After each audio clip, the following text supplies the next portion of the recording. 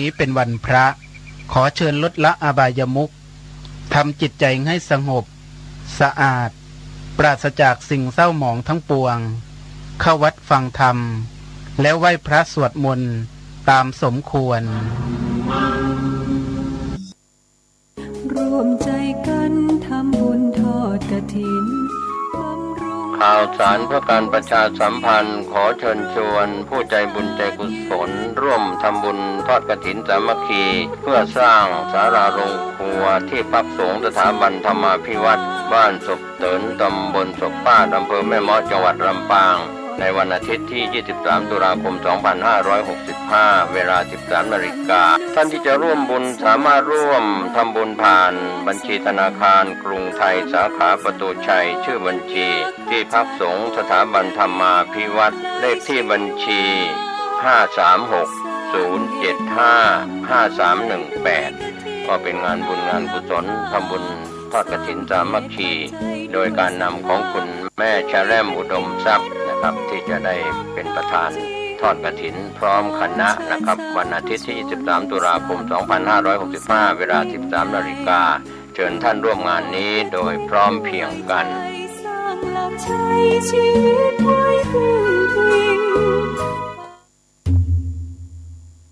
วัดดอนจันทร์อำเภอเมืองจังหวัดเชียงใหม่ขอเชิญร่วมงานพิธีเทวาภิเษกวันปิยมหาราชรัชกาลที่ 5 ระหว่างวันที่ 21 ถึง 23 ตุลาคม 2565 ขอเชิญผู้มีจิตศรัทธาร่วมบริจาคดอกกุหลาบสีแดงขาวชมพูเพื่อจัดถวายที่วิหารร5และวันที่ 23 ตุลาคม 2565 ขอเชิญร่วมพิธีทำบุญตักบาตรสืบชะตาพิธีพุทธาภิเษกตะกรุดดินเผาปีที่ 3 ตั้งแต่เวลา 7:30 น.เป็นต้นไปติดต่อถวายโรงทานณวัดดอนจันทร์อำเภอเมืองจังหวัดเชียงใหม่โทร 053-240-184 053-240-184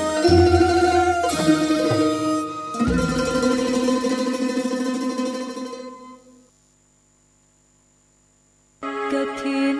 ทานคือสังฆทานบุญทานยิ่งใหญ่1 เดือนท่านกำหนดไว้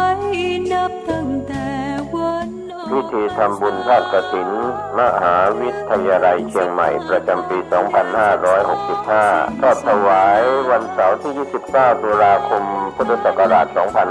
2565 ณ วัดสายหินตำบลสุเทพอำเภอเมืองเชียงใหม่ จังหวัดเชียงใหม่ 13 นาฬิกา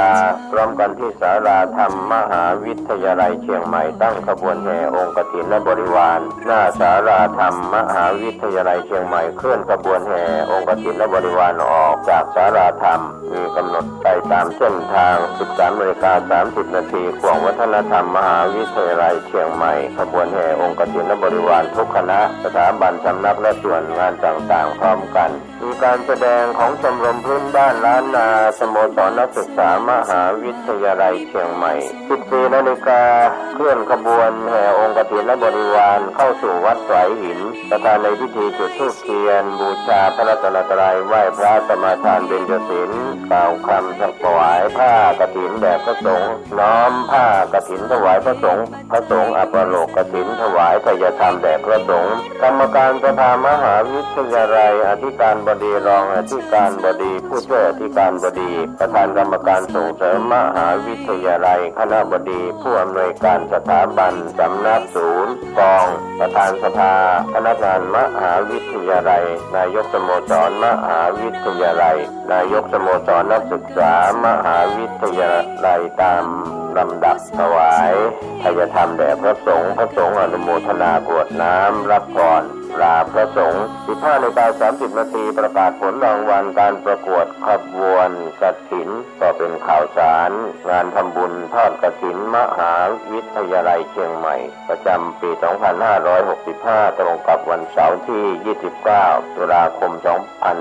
2565 ก็ถวายกับพระคุณเจ้าที่จำพรรษาท่วนไตรมาสวัดสายหินตำบลสุเทพอำเภอเมืองเชียงใหม่จังหวัดเชียงใหม่ขอเชิญท่านร่วมบุญร่วมกุศลติดต่อได้ที่มหาวิทยาลัยเชียงใหม่และวัดสายหินที่จะร่วมทำบุญในคราวครั้งนี้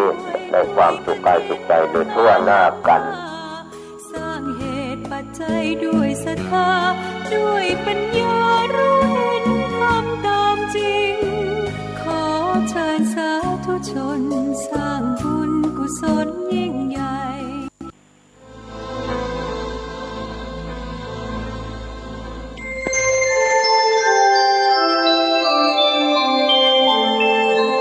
ขณะนี้ท่านกำลังฟังสถานีวิทยุกระจายเสียง FM 104.5 เมกะเฮิรตซ์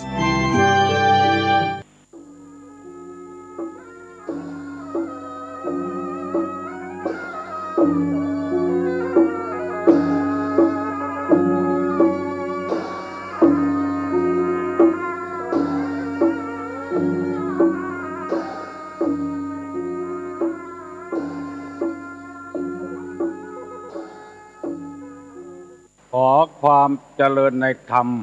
และความผาสุกทางใจจงได้มาบังเกิดมีกับท่านสาธุชนผู้เจริญในศีลผู้เจริญในธรรมทุกท่านพร้อมกันนี้ขอยกมือ10 นิ้วกราบอาราธนาเอาคุณของพระแก้วเจ้าทั้ง3บุญศีลบุญทานที่ท่านผู้ฟังทั้งหลายได้กระทำปั้มเป่งมาเสื้อวัดเสื้อวาเสื้อบ้านเสื้อเมืองพระสยามเทวาธิราชคุณพ่อคุณแม่ผู้ฮื้อกำเนิดคุณครูบาอาจารย์อุปชาผู้ประสิทธิ์ประสาทวิชาความรู้สิ่งศักดิ์สิทธิ์ทั้งหลายอันรักษาบริเวณของเขตล้านนาไทยมีพระบรมธาตุเจ้าดอยสุเทพจังหวัดเชียงใหม่พระบรมธาตุเจ้าหริพูนชัยจังหวัดลำพูนพระธาตุเจ้าลำปางหลวงจังหวัดลำปางพระธาตุเจ้าแจ้แห้งพระธาตุเจ้าจ้อแฮจังหวัดน่านจังหวัดแพร่พระธาตุเจ้าดอยตุงจังหวัดเชียงราย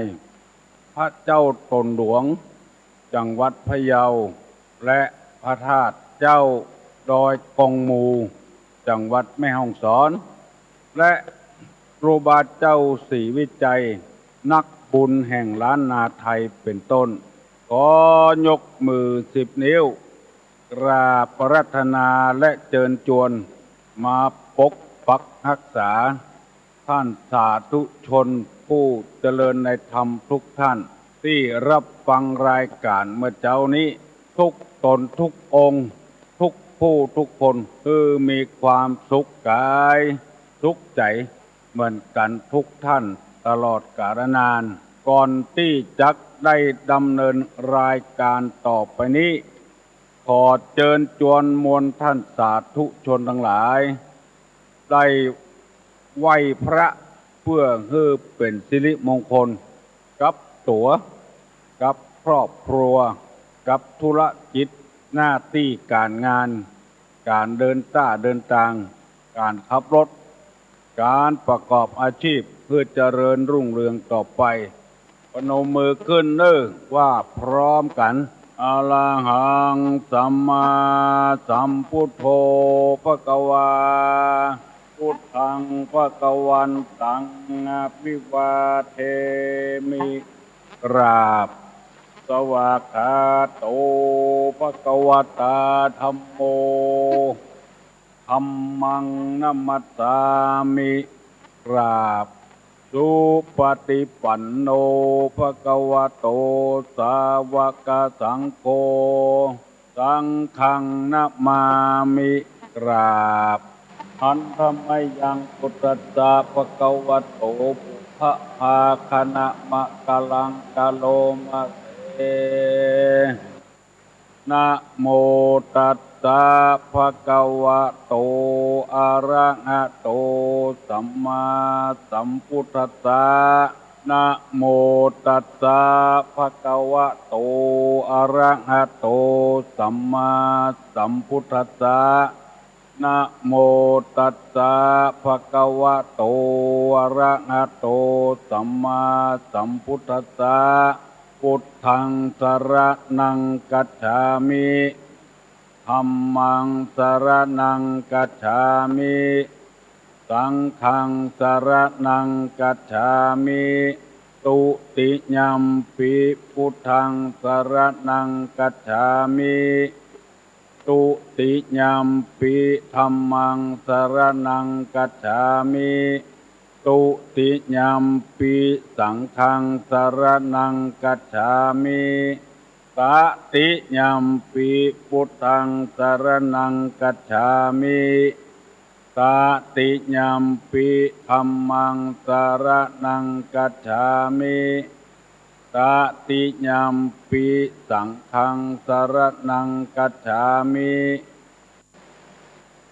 กาเลนะธัมมัสสวนังเอตัมมังคารมุตตะมังมาแล้วเนอะก็ออกไม่ออกก็นานก็น้อยก็อุ้ยไม่อุ้ยพี่ป้านาอาญาติกาวงศาทั้งสายโลหิตและทั้งญาติธรรมทั้งหลายมาแถมแล้วกุเจ้าอันยังมาเสียงก้องเสียงกองเสียงมองต่ำเข้าเสียงตัวเจ้าเทศนาธรรมมาถึงวัดมาถึงบ้านมาถึงบนเฮือนมาถึงในเฮือนมาถึงมุ้งถึงสุดมาถึงหม้อข้าวเตาไฟมาถึงห้องน้ำห้องส้วมมาถึงในรถมาถึงกาดมาถึงกุฏิกุฏางตะลอกออกแอกบอกว่าบ้านเหนือบ้านใต้มากุเจ้ามาคือพี่น้องท่านผู้ฟังทั้งหลายได้รับฟัง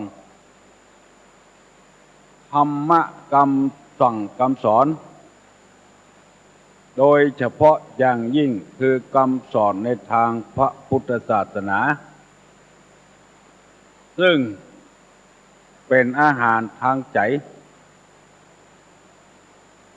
ตุลุงจะได้ย้ำกุเจ้าว่าศีลธรรมกรรมฐานนี้เป็นเรื่องทางใจเป็นอาหารทางใจเพื่อให้จิตใจอ้วนท้วนสมบูรณ์ปราศจากทุกข์มีแต่ความสุขบ่มีพิษบ่มีภัยอันใดกับภัยคนใดคนหนึ่ง 2,500 กว่าปีมาแล้วผู้ใดปฏิบัติธรรมผู้ใดทำบุญผู้นั้นจะมีความสุขเพราะมีพุทธภาษิตรับรองไว้ว่าสุขโภปุญญัสสะอุตโยการสะสมแห่งบุญนำมาซึ่งความสุขสุขาสังคัสสะสามัคคีความพร้อมเพรียงของหมู่ทำให้เกิดสุขทุกขโตทุกขฐานังให้ทุกข์แก่ท่านทุกนั้นถึงตัวแต่ละคำเต็มไปด้วยความสุขทั้งนั้นเพราะฉะนั้นธรรมจึงบ่เป็นพิษเป็นภัยกับไผนอกจากจะไปแสลงใจกับบุคคลใดบุคคลหนึ่งที่เป็นคนนอกศาสนาพอถูกธรรมะเข้าถึงหูแล้วจะมีความแสลงใจสำหรับคนนั้นอาทิเช่นเอาน้ำหน่อส้มเทลงที่ดินเอานึกว่าจะบ่มีอะไรอย่างน้ำหน่อส้มเทลงบนดินปรากฏว่าขี้เดือนไส้เดือนพอได้รับน้ำหน่อส้มแล้วมันจะบุญออกมาตายคนเดียวมันอันนั้นเป็นเรื่องของคนที่บ่ชอบการฟังน้ำฟังธรรมบ่ชอบการปฏิบัติธรรมเพราะบ่ถูกต้องฉลกเมื่อบ่ชอบก็ยังชอบอยู่คือชอบเชื้อใดชอบความเป็นธรรมถ้าถูกรุกรานถ้าถูกเบียดเบียน จะรู้สึกว่าบ่ได้รับความเป็นธรรมก็ยังโวยวายหาความเป็นธรรมอยู่เพราะฉะนั้นธรรมจึงบ่เป็นพิษเป็นภัยอยู่ของกระไผแม้แต่คนที่ทุจริตบ่ชอบฟังธรรมบ่ชอบปฏิบัติธรรมก็ยังต้องการความเป็นธรรมอยู่ให้ได้ของอันดีๆสิ่งแวดล้อมของให้ปลอดภัยบ่มีโจรบ่มีขโมยบ่มีคนหายคนขาดชอบเยอะอันอยู่ก็ฟังไปเรื่อยๆเตอเนอศรัทธานาบุญทั้งหลายพยายามตั้งอกตั้งใจฟังน้อยเพื่อเราจะได้นำเอาพระธรรมคำสั่งสอนเข้ามาเป็นอาหารทางใจเพราะธรรมะนี่เป็นได้กูอย่างในโลกนี้ถ้าคนใดประพฤติปฏิบัติธรรมธรรมเป็นเพื่อนของเฮาเวลาเอาโศกเศร้าเสียใจบ่มีอันใดเป็นที่จั่งที่เพิ่งมีเป็นเพื่อนเป็นฝูงมีธรรมะเท่าอันที่จะปลอบใจของเฮาคือได้สติขึ้นมาทำเป็นยาแก้โรคทางใจจะเป็นโรคอันยังก็จ้างเถอะบ่มีหยังมาแก้ได้นอกจากธรรมะตอนโรคทางใจนี้คือกิเลสต่างๆที่มันกุ้มลุมจิตใจเป็นต้นว่าความโลภความโกรธความหลงความอิจฉาตาร้อนความอาฆาตพยาบาทคนอื่นตัณหาราคะต่างๆ เป็นเชื้อโรคจะเอาอันใดมาล่อมันตึงบ่ได้ยิ่งล่อต่อใดก็ยิ่งมีความโลภความโกรธความหลงต่อนั้นนอกจากเอาน้ำทำคำสั่งสอนร้านมาเป็นยาแก้โรคหมู่นี้แล้วมันจึงจะหายถ้าบ่เอาธรรมะคำสั่งสอนมาแก้มันบ่หายยิ่งใครได้อยู่ติ๊กๆความโลภความโกรธความหลงนี่เพิ่มเติมขึ้นอยู่เรื่อยๆธรรมะเป็นอาหารทำให้จิตใจมีความสุขความสบายธรรมะเป็นเครื่องประดับประดาผู้มีศีลมีธรรมนั้นไปที่ไหนก็หอมกลิ่นหอมเราจะหันว่าในโลกนี้ต้องการความเป็นธรรมเมารบราฆ่าฟันกันถึงวันสันติภาพบ่มีการรบราฆ่าฟันกันนั้น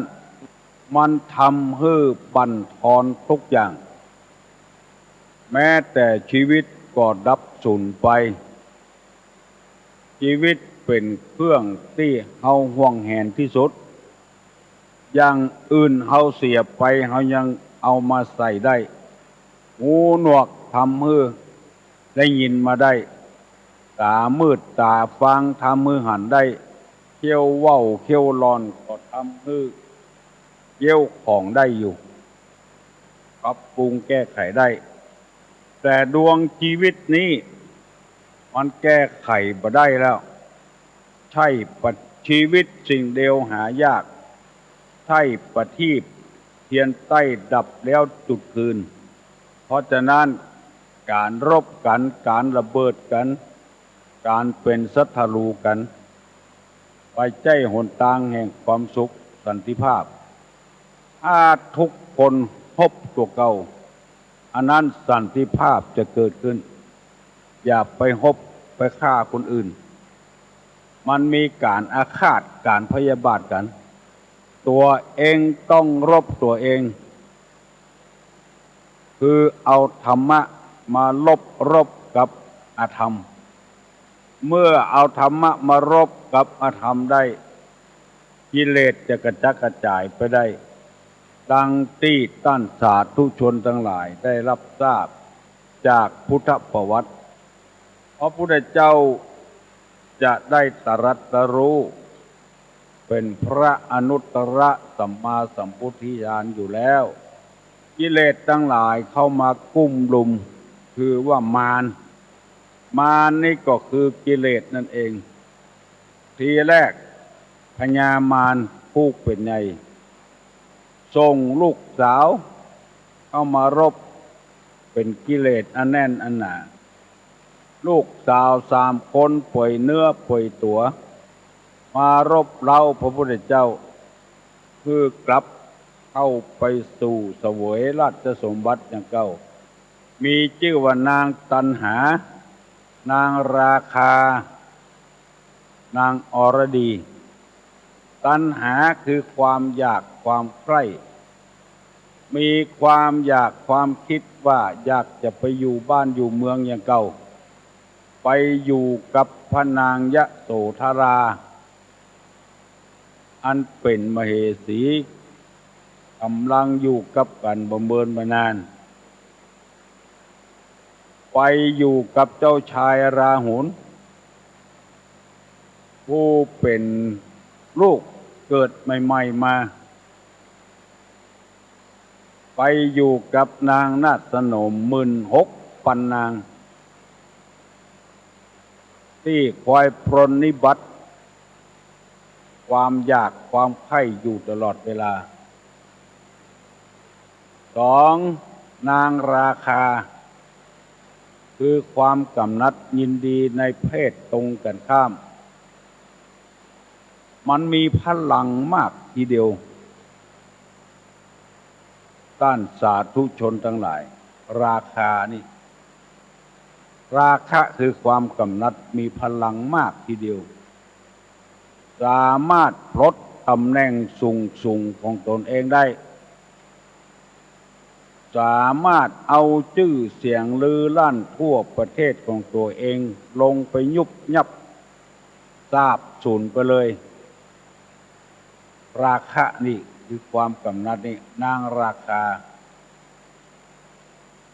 สามารถฆ่ากันหัวขางเมียเอาปืนไปยิงจูเมียขางผัวเอาปืนไปยิงจูหรือยิงทั้งจูยิงทั้งเมียลงหนังสือพิมพ์กันบ่อยๆมันมีพลังมากเพราะราคะคือความกำหนัดคุณหลวงบลังกะให้ได้พระนางจามเทวีมาเป็นมเหสีลงทุนทุกอย่างแม้กระทั่งปุ้งสะเนาจากตินดอยสุเทพไปตกที่หนองสะเนาจังหวัดลำพูนเพราะราคะคือความกำหนัดยินดีกับนางเมื่อล้นปุ่นป่ายมาจะไปฮบไปปุ้งเอาพระนางเป็นผู้ที่มีคุณธรรมถ้าปุณหลวงลังกะจะมาฮบมาปุ้งเอาพระนางจามเทวีไปเป็นมเหสีมันบ่ถูกต้องเพราะความกำหนัดราคะอันเดียวจะทำให้คนนั้นได้ล้มหายตายจากฆ่ากันฟันกันเพราะคน2 คนเป็นต้นเหตุความกำหนัดของกรุงหลวงลังกะตามประวัติที่เพิ่นเล่ามาเพราะความกำหนัดทั้งนั้น ยอมเสียสละยศถาบรรดาศักดิ์ความรู้ความฉลาดของตัวเองยอมเสียสละหมดอันนี้นางราคามาล่อพระพุทธเจ้าก่อนที่จะตรัสรู้นางตัณหานางราคานางอรดีอรติความเครียดกึดนักอันนี้ก็ทำให้บารมีนั้นได้ล้มเสียหายตายเสียจากไปกึดนักกระวนกระวายอยู่บ่มีความสุขเครียดนักพระเจ้าสุปพุทธะพระบิดาของนางยโสธราหรือนางปิมปาพระบิดาของพระเทวทัตมีความคิดเครียดนักว่าพระพุทธเจ้านี้ละลูกสาวตัวเองที่กำลังเกิดลูกใหม่ๆหนีไปบวชคล้ายๆว่าขายหน้าขายตายโสธราปฏิบัติก็ถูกต้องหนีละลูกเปิ้นยังหนุ่มยังกำขายหน้าขายตากึดนักเครียดนักจนใจฮือพระเทวทัตไปบวชพ่อเอาความผิดของพระพุทธเจ้าเมื่อผิดเมื่อใดจะล้มพระพุทธเจ้าเมื่อนั้นมันกึดนักลำไปวันหนึ่งมีม้าพยศตัวหนึ่งห้องแวดพระราชวังห้องแวดปราสาทไอ้ก็บอกไปไล่พระเจ้าสุปพุทธะลงจากปราสาทเองเพื่อจะไปไล่ม้าในที่สุดแผ่นดินแตกสลุปหินเพราะความกึดนักลำไปวิ่งไปหามันโล่นไปหามันก็โล่นมาหาเฮาหมู่นี้เรียกว่าตัณหาราคาอรดีมารบพระพุทธเจ้าพระพุทธเจ้าก็บ่สนื่นบ่สนใจพญามารมาฮบเอาเองพร้อมโดยเสนามารทั้งหลายสะปะสะปืนมารุมเราความอิจฉาตาร้อนความอาฆาตความพยาบาทต่างๆมารุมเราพระพุทธเจ้าจะไล่พระพุทธเจ้าลงจากแท่นแก้วพระบัลลังก์บ่ฮือมีความสำเร็จในการเป็นพระสัมมาสัมพุทธเจ้าคือนักในที่สุดมาพระองค์ก็นึกถึงบารมีที่ได้สร้างมาไว้ในอดีตชาติฐานะบารมีศีลบารมีภาวนาบารมีอุเบกขาบารมีสัจจะบารมีเนกขมะบารมีนึกถึงบุญกุศลที่ได้กระทำปั้มเป่งมาไล่พญามารนั้นถึงจะกระจายแล้วพระพุทธเจ้าจึงได้สำเร็จเป็นพระอนุตตรสัมมาสัมโพธิญาณก็ออกแม่ออกท่านผู้ฟังทั้งหลายเอาบ่ฮู้ว่าถึงวันเนี้ยเอามีอันหยังพ้องในจิตในใจในพระพุทธศาสนานี่ปรารถนาจะให้คนพ้นจากทุกข์หมดเนี่ยหยังก็จ้างเป็นไอ้หยังก็จ้างบอกกานายขายกาเนี่ยให้ใส่สวนกาคือพ้นจากทุกข์หมดจึงค้นคว้าสัจธรรมในที่สุดก็พบความจริงเมื่อหันความจริงแล้วหันความทุกข์แล้วหันหนทางแห่งความดับทุกข์แล้วจึงได้ประกาศสัจธรรมนั้นไปถึงแคว้นต่างๆจากประเทศอินเดียสดมาถึงบ้านเฮาก็เงยญาติโยมทั้งหลายไว้ใจเถอะว่าพระธรรมคำสอนในทางศาสนานี้มีความทุกข์อย่างสักอย่างจะกินก็ได้จะทานก็ได้ไอ้บัตรทานก็ได้จะเฮือนับปฏิบัติศีลก็ได้ไปบัปฏิบัติก็ได้เฮือทุกข์ใจอย่างสักอย่างเหตุนั้น ทางคณะสงฆ์จังหวัดเชียงใหม่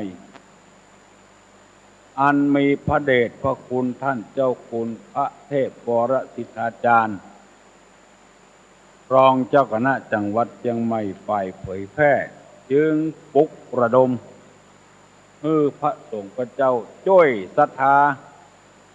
ช่วยชาวบ้าน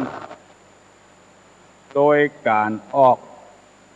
กระจายเสียงทางสถานีวิทยุพ่อออกแม่ออกชาวบ้านเรียกว่าธรรมะเพื่อประชาชนวันค่ำประกาศศีลประกาศธรรมพ่อออกแม่ออกพ้นจากความทุกข์ความทุกข์ที่นี้คือหมายความทุกข์ทางใจปัจจัยว่าจะมีหอมีเฮือนเดือนดาวมีรถมีลาใจกูบ้านกูจองปัจจัยเชื่ออันไอ้อย่างมันลุมเล้าอยู่ที่ใจหมดคนที่อยู่ในคุกในตารางถ้าใจเป็นสุขแล้วมันบ่สำคัญก็ยังมีความสุขอยู่ถึงอยู่ในคุกในตารางคนหาเจ้ากิ่งค่ำถ้ามีความสุขทางใจก็มีความสุขอยู่ได้อยู่คนมีตึกรามบ้านช่องมีบ้านคนเดียวบ้านเป็น7 หลัง8 หลังถ้าจิตใจบ่สุขนอนตึกหลังใดบ้านหลังใดก็บ่มีความสุขเพราะฉะนั้นพระสงฆ์พระเจ้าที่มีความรู้ในทางพุทธศาสนาได้ช่วยกันประกาศธรรมของญาติโยมทั้งหลายอย่าไปเบื่ออย่าไปก้ายเตื้อฟังกันกูเจ้าเถอะตุลุงมีความภาคภูมิใจกับพี่กับน้องทั้งหลายเพราะว่ามีกำลังใจถึงจะอายุสังขารนักเจ็บป่วยอยู่ก็มีกำลังใจมันมีคนเปิ้นโทรศัพท์มาพ่องกำปากกำคอพ่องตั้งแต่ได้ยินธรรมะธรรมโมจากพระสงฆ์พระเจ้าวัดต่างๆตลอดถึงตุลุงนี่รู้สึกว่ามีความสุขครอบครัวมีความสุขเคยกินเหล้ากินยามาบุกมาตีหม้อไห้ทลายปากก็ย่างไปเมียเคยนอกอกนอกใจผัวก็ย่างไปลูกเต้าบางคนก็ฟังคำพ่อกับแม่เพราะพ่อแม่ไปจ้างสั่งจ้างสอนพอได้ยินวิทยุของพระพุทธศาสนาวิทยุชุมชนเปิ้นเทศทำในวัดในวาก็มีความสุขใจย่างจากการให้มันเฮียนหนังสือหนังหาหมู่เนี้ยเป็นกำลังใจทำให้ตุลุงก็ดีตุเจ้าต่างๆที่เทศถึงวันเนี่ยมีความสุขใจตุลุงก็มีความสุขใจจึงได้นำเอาพระธรรมคำสั่งสอนมาเสนอถึงวันสำหรับพี่น้องที่เป็นห่วงตุลุงญาติธรรมก็ดีญาติสายโลหิตก็ดีก็ฟังเอาเมื่อเจ้าถึงวันก็ต้องห่วงตุลุงเพราะตุลุงยังสบายอยู่สบายใจม่วนใจที่ได้มีโอกาสเอาน้ำทำคำสั่งสอนในทางพระพุทธศาสนามาเสนอก็มีความทุกข์อกทุกข์ใจคนที่มีความทุกข์นั้นก็มีความสุขนั้นตุลุงจะนำมาเสนอให้พี่น้องทั้งหลายได้ฟังคือคนที่มีความทุกข์ก็มีความสุขนั้นอย่าไปปฏิบัติอย่างอี้ถ้าปฏิบัติอย่างอี้นี้บ่มีความสุขบ่มีความสุขบานหวานใจหรอเนี่ยใดนี่เอาเครื่องมาเดี๋ยวนี้ได้ก่อน ฮัลโหลฮัลโหลฮัลโหลดังๆหน่อยเราโอ้วันนี้ได้แล้วเนาะพ่อแม่พี่น้องศรัทธานักศีลนักบุญทั้งหลายขอโทษเนอะมีความขัดข้องทางเทคนิคคือโทรศัพท์ที่ได้ประกาศธรรมะให้แก่พี่น้องทั้งหลายฟังนั้นมันขัดข้องบางสิ่งบางอย่างเลยคลุกคลักไปหน่อยประเดี๋ยวนี้คงได้ยินกันดีแล้วเนาะขอลืมแถมหน่อยเนอะลืมว่าคนที่บ่มีความสุขมีความทุกข์ใจตลอดเวลานั้นเพราะว่าบ่ได้เปิดเผยความจริงของตัวเองมีความลับลมคมในตัวเองว่ายอมรับความจริงจึงเกิดมีความทุกข์ใจขึ้นหรือบางทีปฏิเสธการฟังธรรมการปฏิบัติธรรมเลยบ่มีความสุขใจมีแต่ความทุกข์ใจจะได้เอาข้อความที่คนเฮาบ่มีความสุขนี้มาเสนอให้ท่านทั้งหลายฟังถ้าเป็นเจออี้แล้วเฮาจะได้แก้ไขปรับปรุงชีวิตจิตใจของเฮาคือมันกลับขึ้นมาอย่างเก่าอย่างเดิมคือคนที่บ่มีความสุขนั้นในข้อปฏิบัติว่ามีอยู่4อย่าง1คนมีจิตใจบ่ตั้งมั่น2คนใจเบา3คนประทุษร้ายมิตร4คนรับปลอก4อย่างนี้เนอะที่ทำให้คนบ่มีความสุขถ้าไผเป็นเชื้ออี้แล้วพยายามหลีกเลี่ยงพยายามปรับปรุงนิสัยตัวเก่าเพื่อมันกลับขึ้นมาข้อแรกนี้ว่าคนที่บ่มีความคนที่มีจิตใจบ่ตั้งมั่นเป็นข้อแรกคือคนที่บ่มีสมาธิมีจิตใจบ่ตั้งมั่นคำเดียวก็ไปรับจ้างคำเดียวก็ไปขายของคำเดียวก็ไปเรียนหนังสือคำเดียวก็ไปขับรถคำเดียวก็ไปค้าไปขายเนี่ยสปะสปืนคนเชื้อนี้บ่มีความสุขเพราะใจบ่ตั้งมั่นถ้าเอาอย่างใดอย่างหนึ่งใจตั้งมั่นคงเขาจะสังเกตได้ง่ายว่าก็จ่ายก็จ้างไม่ยิงก็จ้างผู้เจ้าก็จ้างพระเนนเถรเจ้าก็ตามเป็นคนที่ใจง่ายลงไปใจประมาณ ถ้าได้ผัวได้แล้วแทนที่จะอยู่กับกันกุ้มเท่าตายใจประมาณปลูกมรสุมอย่างใดอย่างหนึ่งมากดดันหนีละก็เดียวว่าละแล้วจะมีความสบายใจก็พอใจเอาแถมพ้นเอาละคนเดียวมีผัวเป็น7 คน8 คน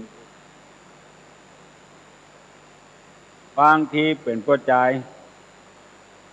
เอาเมียอยู่กับเมียจนพอมีลูกมีเต้าบ่พอใจละเมียไปเอาแถมคนหนึ่งเอาละ อันเนี้ยง่ายที่สุดที่เราจะพอว่า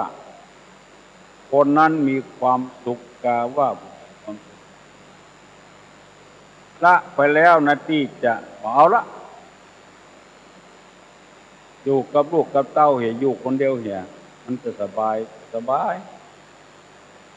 ละเมียละเอาเมียแทน อันเนี้ยเป็นคำว่าใจก็ตั้งมั่นทุเจ้าก็ตามบางคนนี่บวชเป็น4 เตื้อ 5 เตื้อบางทีเขาหันเป็นคนบ้านโอ้วันดีคืนเดียวเป็นเจ้าธรรมะคนอย่างนี้เนี่ยเป็นว่าบ่มีความทุกข์ใครถ้าเป็นอย่างนี้คือแก้ไขเน้อท่านสาธุชนคนดี อันเนี้ยที่เขาว่าปรารถนาอยากจะให้คนมีความสุขทุเจ้าพนายจึงช่วยกันประกาศธรรมคือคนเฮาได้มีใจหนีมเที่ยงมั่นมีสมาธิบางทีก็ทุเจ้าเนี่ยเป็นทุหลวงทุเจ้าตนเดียวเป็นทุหลวงเป็น10 วัด20 วัดคนไปอยู่ที่นี่เมื่อหดทีก็ม่วนเข้าก็ได้ยินกำเดียวบ่ได้หนีละ เต้าตายมีความสุขไปเก็บเอากรรมมาอย่างปีเป้ามาคือหนีมีรายหนึ่งตุลุงจะบอกให้ฟังดีๆเนอะอย่างเงี้ยเป็นตุหลวงได้เป็น10 วัดเป็นหนีนะ กำลังจะแต่งตั้งให้เป็นอย่างโอ้ก็ได้เป็นตกรรมดีไม่เห็นแล้ววันหนึ่งทุเจ้ากินข้าวง่ายแล้วอ่านหนังสือในห้องกำลังจะอ่านหนังสือท่องสวดท่องบนมีแม่ออกคนหนึ่งจะไปสวนลูกบ้านไปสวนนั้นจะต้องอ่านกลางกวงวัดมาก็ว่าเข้าประตูตะวันออกพดเอาประตูตะวันตกไปเถอะไม่ออกก็ได้ซาได้มีดได้เสียมก้าไปให้กายเข้าวัดไปเข้าประตูตะวันออกจะพดกับตะวันตกมาวัดเฮาไม่ออกนะเฮางงง่ายๆไม่ออกพดก็ได้ก็ด่าหมาสาลักหมาบอกมานี่ลงเข้าหากเลือดตึงวันยังมาสวกตุเจ้าอยู่บนกุฏิได้ยินแม่ออกว่าลงเข้าให้กินตึงวันมาเห่าอยู่ดังบนโคตรอ่ะอันนั้นมันไม่ใช่ด่าหมาลุนี่ด่าคนนู่นคือมาข้ามบนหนึ่งปกผ้าปกวอกแอนไอแซบปากันตื่นเดือดร้อนเสียงตึงบ้านตุลุงหนีเพราะถามไปถามมาไปได้ไม่ออกคนเดียวด่าหมากระเทือนไปถึงที่เจ้าตุเจ้าก็อย่างว่านั่นเนาะก็มีความสุขเพราะว่าจิตใจบ่ตั้งมั่นใครจะไปบังอาจด่าเดี๋ยวตุเจ้าคนด่าหมาพูด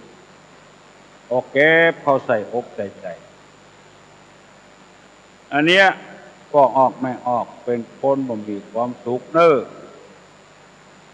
คนใดใครมีความสุขจะไปโล่นไปหามันจะไปเก็บกำเหนือกำใต้เอามาใส่อกใส่ใจมันเครียดคิดนักลงไปหลายคนบอกเป็นห่วงตัวเก่าเป็นห่วงกับคนอื่น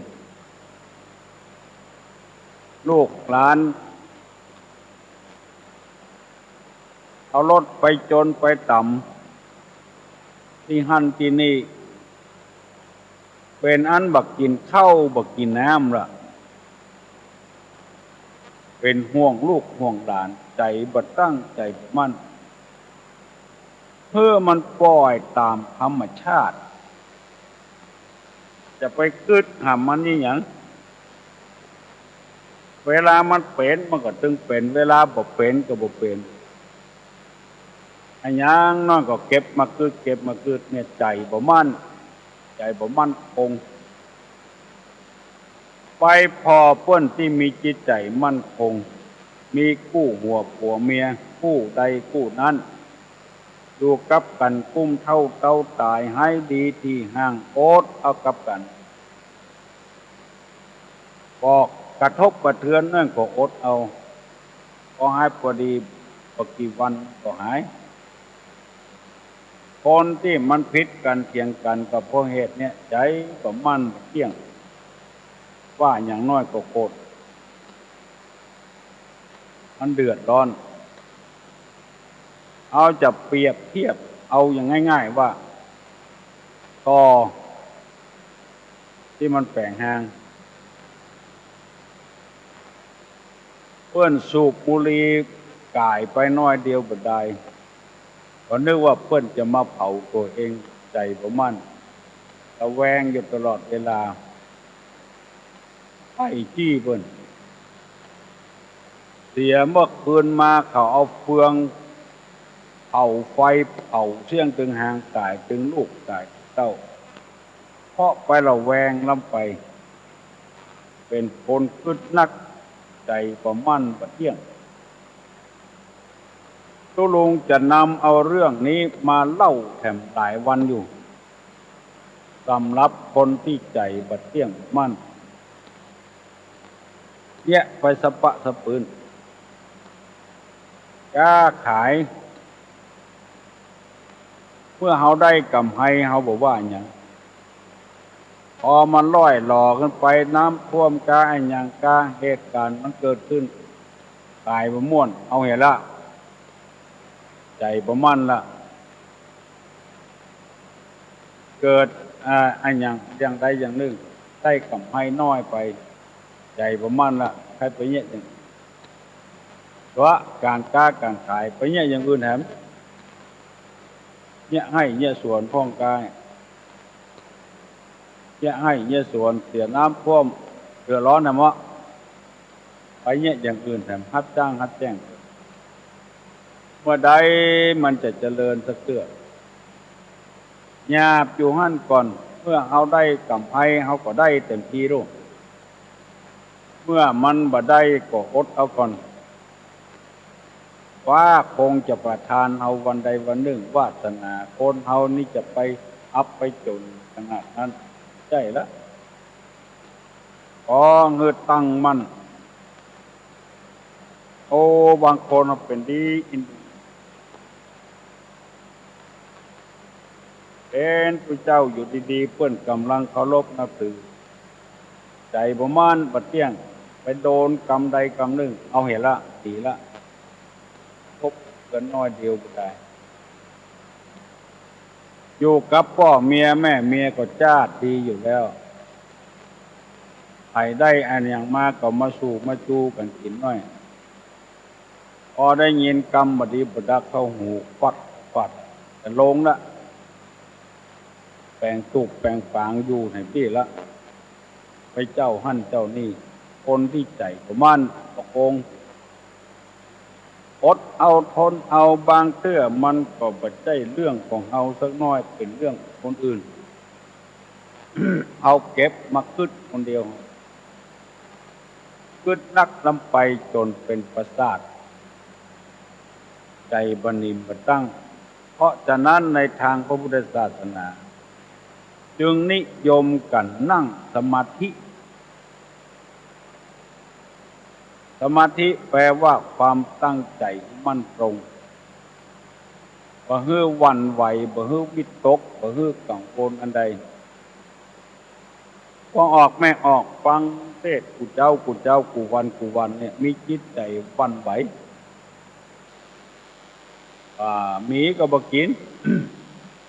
บ่ได้ยินก็บ่ได้ยินหันก็บ่หันก็แล้วกันไปคนเฮาจึงหลงกันกับเหตุการณ์เนี้ยบางทีไปหาความสุขนอกบ้านในทางอบายมุข ได้สตางค์มาเป็นอันยากลำบากลำบนเป็นง่ายเมื่อค่ำเมื่อคืนมาออกบ้านไปเหี่ยวละลูกละเมียอยู่กับบ้านกับจองตัวเองไปเพลิดเพลินกับอบายมุขต่างๆใจบัดเที่ยงบ่มั่น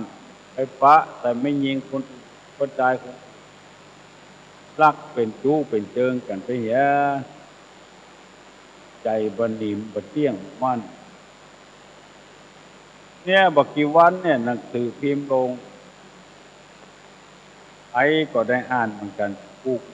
คิดกับผัวคิดกับเมียคิดกันไปคิดกันมาเมียก็อย่างว่านะใจบอกมันละกับบอกมันไปเอาปัจจัยคนอื่นมาเป็นเพื่อนอย่างเงี้ยกันมาเนี้ยยังได้กันเขาพากันไปเข้าหัวไปหันใส่เมียไปนั่งรถปัจจัยคนเครียดแค้นขึ้นมาละมาเนี้ยเวียกเนี่ยการเนี่ยสักอย่างเมาขังเนี่ยเพิ่นปาเมียไปกินข้าวเมื่อวิ่งกันกองรถมาเผียวแอบคงรถปืนจดเนี่ยตึงปวดตึงว่าตึงจู้อีกแล้วจู้ตึงเมียอีกแล้วตัวเองก็ไปถูกคอกเพราะความบัดเที่ยงบันหนิมบัดเที่ยงมันพยายามโอดอยู่หั่นไปเรื่อยๆฟ้าตึงประทานเอาสักวันใดวันหนึ่งอดเอาพึดขายพักพึดขายผ้าพึดไปขายของกินของว่าจนไปจนมาเอาธรรมชาติว่าดีกว่าเต่ากับกระต่ายนี่กับกวางกับฟานนี่อันใดจะเร็วกว่ากันอันใดจะโวยเลยเวลาถ้ามันเร็วถ้ามันโลดไผก็ใส่ว่ากระต่ายนะโลดโวยกวางฟานนะโลดโวยโลดเร็วพี่น้องทั้งหลายในที่สุดมามันก็อย่างเดียวกันนะไอ้อย่างเดียวกันคือมันอิ่มท้องเต้าเด็กเต้ากล้วยการไปเจอน้อยมันเสาะว่าหากินบดกินแมงกินผักกินไม้มันเต็มท้องกระต่ายวิ่งรบก็เต็มท้องมันวางฟานโดนกรับก็เต็มท้องมันเต้าเดียวกันอันนี้ที่นำมาอุปมาเปรียบเทียบนี้ก็คือคนเอาต้นดงจนย่างเอาหั่นน้อยเอานี่น้อยในที่สุดมากับเต้าเดียวกันมีความสุขก็สุขเต้าเดียวกันมีความทุกข์ก็ทุกข์เต้าเดียวกันเนี่ยในทางพระพุทธศาสนาที่ตุกว่าเพื่ออยากจะคือคนเฮาเนี่ยใจหนิมใจเที่ยงใจมั่นปลูกลำไยบางปีมันก็ได้เงินนักบางปีมันก็ได้เงินน้อยบางเตื้อเป็นดีเสียดายโอ้ลำไยบ่ออกดอกออกช่อลำไยบ่ได้ผลปี2 ปีบ่ได้ล้มคว่ำเนี่ยเอาอย่างอื่นมาใส่กว่าที่มันจะใหญ่ขึ้นมาออกดอกออกผลมามันจะใช้เวลานักเหลือเฮาล้มบ่ลำไยคว่ำคือคนที่มันใจฮ้อนเพิ่นว่าใจบัดเที่ยงบ่มันน่ะคือใจฮ้อนนำไปฮ้อนเหลือปืนเหลือไปมันใครเกินนำไปอย่าไปใจฮ้อนพยายามใจนิ่มใจเที่ยงใจมั่นทั้งก่อนจะไปจนโยงจนอย่างเฮียนอันใดก็เฮียนอันนั้นแต่บึดไปเฮียนทางธรรมบึดไปเฮียนทางโลกเอาเข้าบ่ได้หยังสักอย่างเพราะใจบ่เที่ยงบ่มั่นใจบ่นิ่มในทางพุทธศาสนาจึงมีการนั่งสมาธิภาวนาภาวนาเพื่อคือใจเฮามั่นคงถาวรอย่างเต่ากับฟานนั่นน่ะมันอิ่มท้องอย่างเดียวกันเหตุผลนี้มีในทางพระพุทธศาสนาอย่าไปเข่งลำไป อย่าไปญาณนำไปอย่างที่เราได้ศึกษาพระพุทธประวัติของพระพุทธเจ้าเข่งลำไปมันก็บ่ม่วนตึงลำไปปั้มเป่งภาวนาบะเสวยพระกายหารได้49 วันจนร่างกายทุบเสไปแล้วเมื่อร่างกายสุดโทรมไปแล้วจิตใจจะอยู่กับเฮาได้อย่างไรวิญญาณจะอยู่กับเฮาได้อย่างไรมันก็ต้องตายก็เลยหันมากับเสวยพระกายหารอย่างเก่าทรมานร่างกายนี่บ่มีประโยชน์เอาทางจิตทางใจนั่งสมาธิใจตั้งใจหนิมอย่าไปวุ่นวายมันจะไปวิตกกังวลมันเป็นธรรมชาติเอาละน้องพวกออกไม่ออกนอกสำหรับเมื่อเจ้าวันนี้สมควรแก่การเวลาปนมมือเนอจะฮือปอนแล้วอายุวัฏโกธนะวัฏโกสิริวัฏโกยัสสะวัฏโกปะละวัฏโกวันนะวัฏโกสุขะวัฏโกโหตุสัพพตาทุกขโลกาพญาเวลาโสกาจันตุจุปัตตวาอเนกาอันตะระญาปิวินาสันตุจเตจสาใจญะสิทิตนังลาพังโสติภกยังสุขังพลังสิริอายุจะวันโนจะโภกังอุทธิจยะสวาสตาวาสาจะอายุจะจีวะสิทธิภวันตุเตสัพพิติโยวัจจันตุสัพพะโรโควินาสตุมาเตภวะตนตรายโยสุขีติกายุโกภวะอภิวาคณะสีลิตนิจังวุฒาปจายโนจัตตาโลธัมมาวัฏันติอายุวันโนสุขังพลัง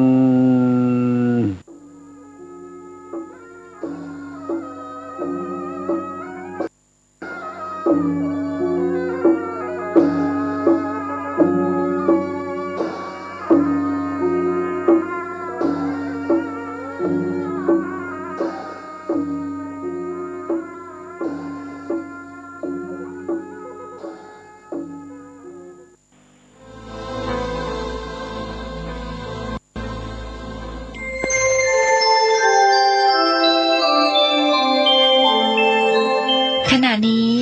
ท่านกำลังฟังสถานีวิทยุกระจายเสียงพระพุทธศาสนา FM 104.5 เมกะเฮิรตซ์ กฐินทานคือสังฆทานบุญทานยิ่งใหญ่1 เดือน ข่าวสารเพื่อการประชาสัมพันธ์ขอเชิญชวนศรัทธานักศีลนักบุญทั้งหลายร่วมงานทำบุญทอดกฐินสามัคคีของวัดร้องอ้อตำบลสันพิเชื่ออำเภอเมืองจังหวัดเชียงใหม่ตรงกับวันอาทิตย์ที่ 6 พฤศจิกายน พุทธศักราช 2565 ขึ้น 13 ค่ำเดือนยี่ ทอดถวายกับพระสงฆ์ที่จำพรรษาท่วนไตรมาสของวัดร้องอ้อเวลา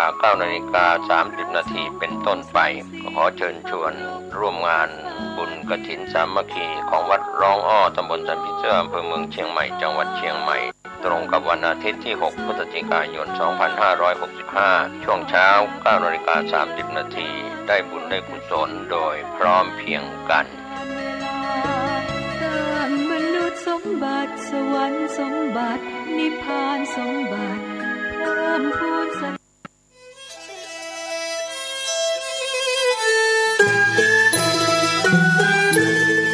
ขอเชิญร่วมทำบุญทอดกฐินสามัคคีณวัดทุ่งหลวงอำเภอแม่แตงจังหวัดเชียงใหม่ในวันอาทิตย์ที่ 6 พฤศจิกายน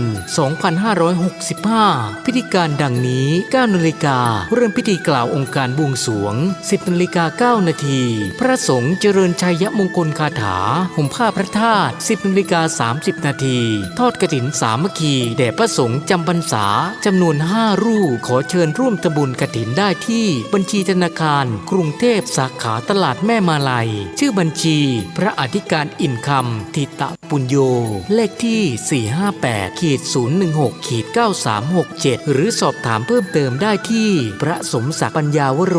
โทร 081-919-6632กฐ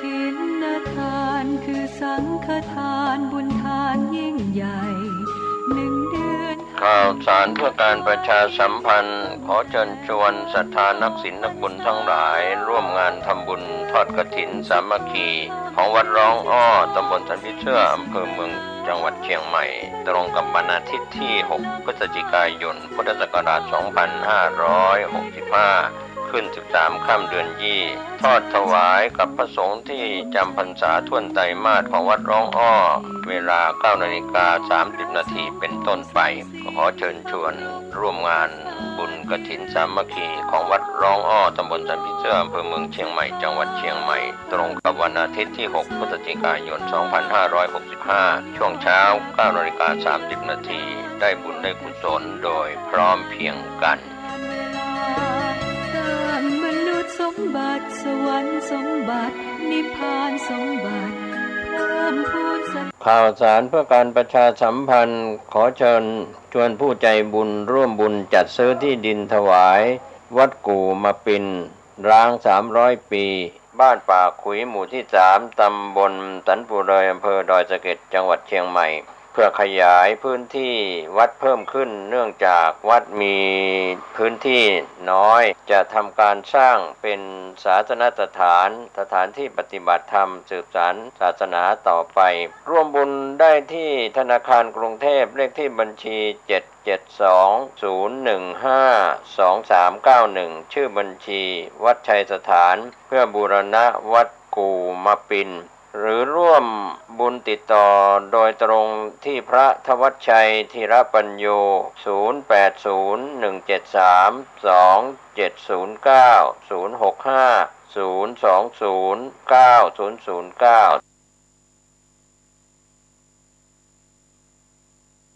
ข่าวสารเพื่อการประชาสัมพันธ์ก็มีความสนใจที่จะจัดทำหนังสือชุดความรู้เรื่องพระพรหมมงคลฝ่ายวิปัสสนาทองสิริมังคโลศาสนบุคคลคุณภาพกับการเผยแผ่พระพุทธศาสนาก็จะมีการจัดพิมพ์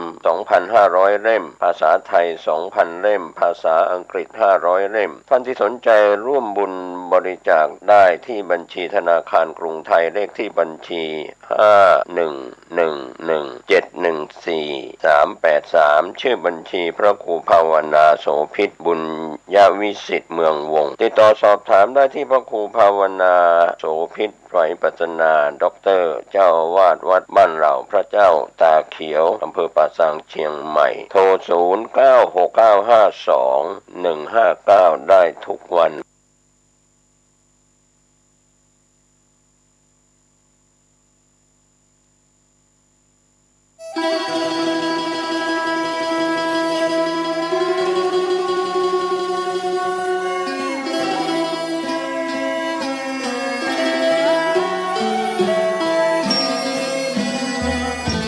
เนื่องในมหามงคลวโรกาสแห่งเทศกาลเข้าพรรษาประจำปีพุทธศักราช 2565 อันเป็นปีมหาปีติยินดียิ่งของมหาชนชาวล้านนาและชาวไทยผู้มีจิตเลื่อมใสเปี่ยมล้นด้วยพลวะศรัทธาในบวรพระพุทธศาสนาอีกทั้งเป็นปีที่เวียนรอบมาบรรจบครบ144 ปีชาตกาลแห่งพระครูบาสลีวิจัยพระตนบุญตนยิ่งใหญ่ในเมตตาธรรมวัดพระสิงห์วรมหาวิหารตำบลพระสิงห์อำเภอเมืองจังหวัดเชียงใหม่ขอน้อมเจริญพรสาธุชนนักศีลนักบุญพุทธบริษัททุกท่านร่วมพิธีเจริญพระพุทธมนต์ทำวัดเย็นเจริญเมตตาภาวนาตามแนวสติปัฏฐาน4สวดพระคาถาปารมี10 ทัศน์ตามฮีทหอยแห่งพระครูบาสลีวิจัยและสดับรับฟังพระเทศนาธรรมโวหารจากองค์พระมหาเถระผู้แตกฉานในอรรถธรรมขององค์สมเด็จพระบรมศาสดาสัมมาสัมพุทธเจ้าในทุกๆวันอาทิตย์ตั้งแต่เวลา 17 นาฬิกาหรือ 5 โมงเย็นเป็นต้นไปโดยจะเริ่มงานพิธีมหามงคลนี้ในวันอาทิตย์ที่ 4 กันยายน พุทธศักราช 2565 เป็นวาระการครั้งที่ 1 ไปตราบกระทั่งถึงวันอาทิตย์ที่ 6 พฤศจิกายน พุทธศักราช 2565 ก่อนวันป่าเวณียี่เป็ง ลอยกระทงเชียงใหม่รวมได้วาระมหามงคล10 วาระ10 มหาปารมี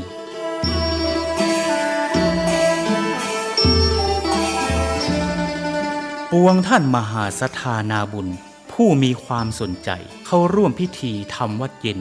เจริญเมตตาภาวนาสั่งสมปารมีทั้ง10 ทัศอันมีทานปารมีเป็นต้นและมีอุเบกขาปารมีเป็นที่สุดนั้นขอน้อมเจริญพรร่วมพิธีได้ที่พระวิหารหลวงวัดพระสิงห์วรมหาวิหารตำบลพระสิงห์อำเภอเมืองจังหวัดเชียงใหม่และท่านที่มีจิตเจตจำนงประสงค์ใคร่ร่วมบำเพ็ญมหาทานปารมีถวายกันเทศแด่พระมหาเถระผู้แสดงพระธรรมเทศนาและถวายน้ำปานะแด่พระภิกษุสงฆ์สามเณรนั้นขอน้อมร่วมทำบุญหรือแจ้งความประสงค์ของท่านได้ที่พระเดชพระคุณหลวงพ่อพระเทพสิงหวราจารย์เจ้าอาวาสวัดพระสิงห์วรมหาวิหารโทรศัพท์081-883-8752หรือที่ท่านพระครูปริยัติกิจจาภิวัตรผู้ช่วยเจ้าอาวาสวัดพระสิงห์วรมหาวิหารโทรศัพท์089-264-2485ได้ตั้งแต่วันนี้เป็นต้นไป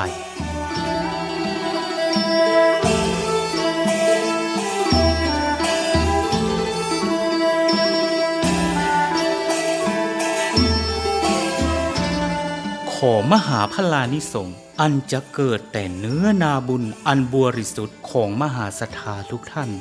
อีกทั้งพระพุทธปารมีแห่งองค์หลวงพ่อพระศรีสันเพชรหรือหลวงพ่อโตที่สถิตสถาพรเป็นองค์พระประธานอยู่ณพระวิหารหลวงวัดพระสิงห์วรมหาวิหารอีกทั้งอานุภาวะแห่งองค์พระพุทธสิหิงค์พระสิงห์หลวงและอำนาจแห่งพระปารมีทั้ง10 ทัศของพระครูบาสลีวิจัยจุงเป็นพลวะปัจจัยอันยิ่งโยชน์นำมาซึ่งความรุ่งโรจน์แห่งดวงจิตพิสุทธิ์น้อมนำทุกท่านฮืออิ่มเอมเอิบอิ่มดำดิ่งสู่วิมุตติธรรมแห่งองค์พระสัมมาสัมพุทธะกอบด้วยทั้งสัพพสันลภางกายอันบริสุทธิ์บริบูรณ์ด้วยอายุการอันเป็นทิพย์มีวรรณพิสิทธิ์พันพุทธผ่องใสมีความสุขกายสบายใจด้วยทั้งพลานามัยพรั่งพร้อมสรรตาบรอดเถิงเติงตันยังอมตะมหาเนรพานอันเป็นที่สุดเสี่ยงแห่งอาสวะกิเลสในวัฏสงสารต่อการภายหน้านั้นจงทุกท่านทุกคนแด่เตอสา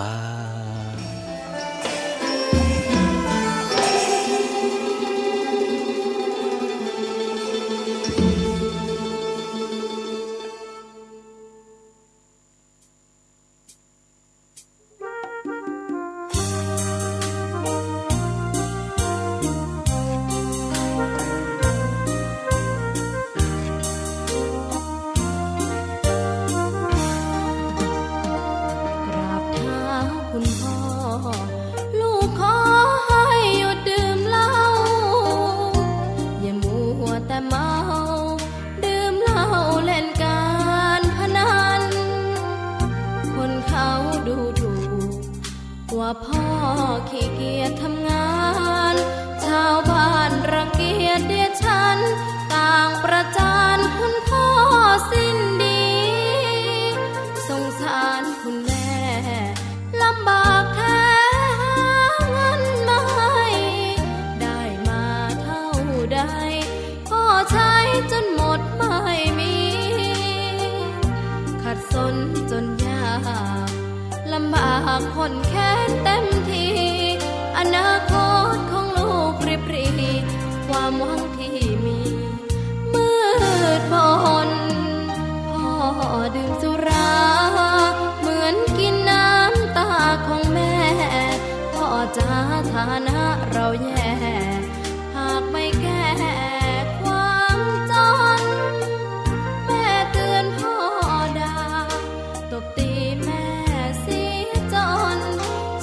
ช้ำระกำมองมนซ้ำถูกคนเขานินทากราบเท้าคุณพ่อ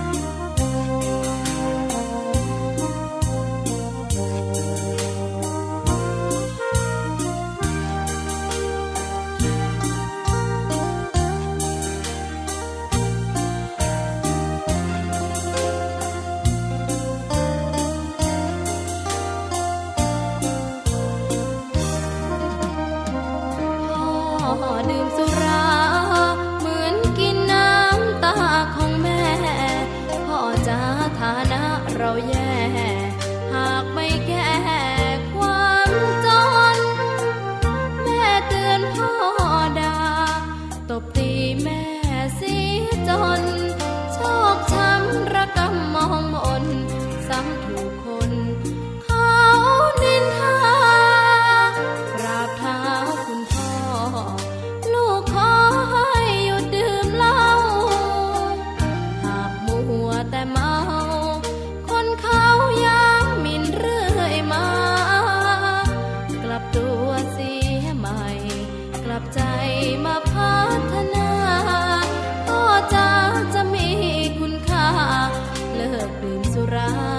เลิกการพนัน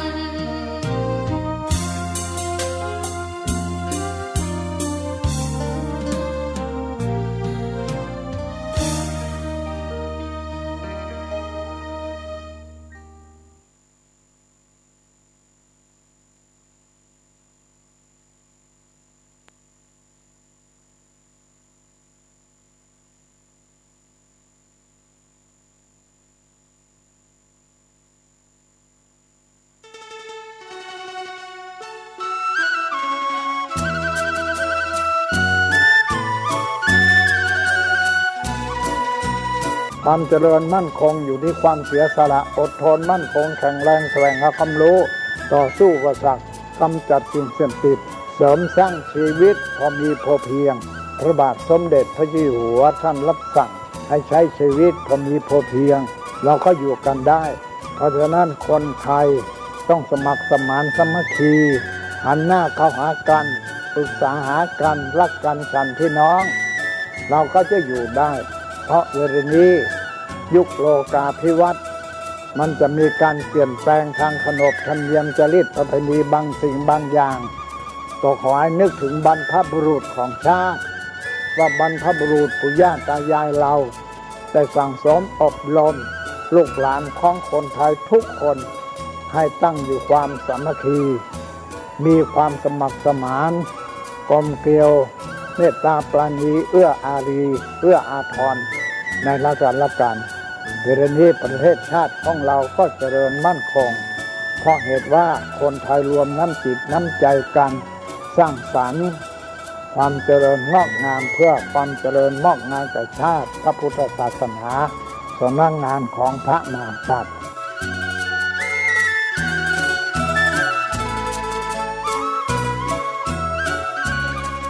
ธรรมะข้อคิดจากพระเดชพระคุณท่านเจ้าคุณพระเทพวิสุทธิคุณด้วยความปรารถนาดีจากสถานีวิทยุพระพุทธศาสนาคลื่นธรรมะเพื่อประชาชน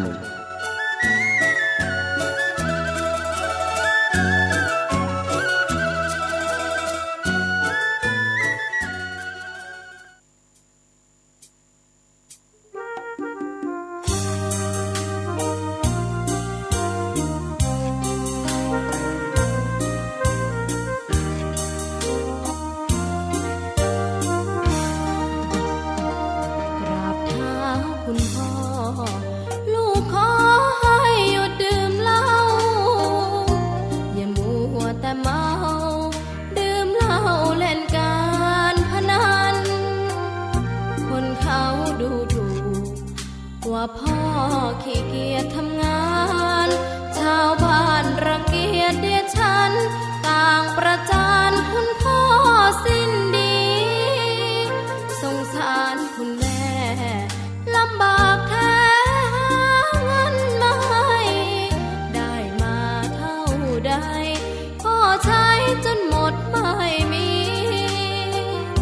ขัดสนจนยากลำบากคนแค้นเต็มทีอนาคตของลูกริบหรี่ความหวังที่มีมืดมนพ่อดื่มสุราเหมือนกินน้ำตาของแม่พ่อจะฐานะเราแย่หากไม่แก้ความจนแม่เตือนพ่อด่าตบตีแม่ชอกช้ำระกำมองมนซ้ำถูกคนเขานินทากราบเท้าคุณพ่อลูกขอให้หยุดดื่ม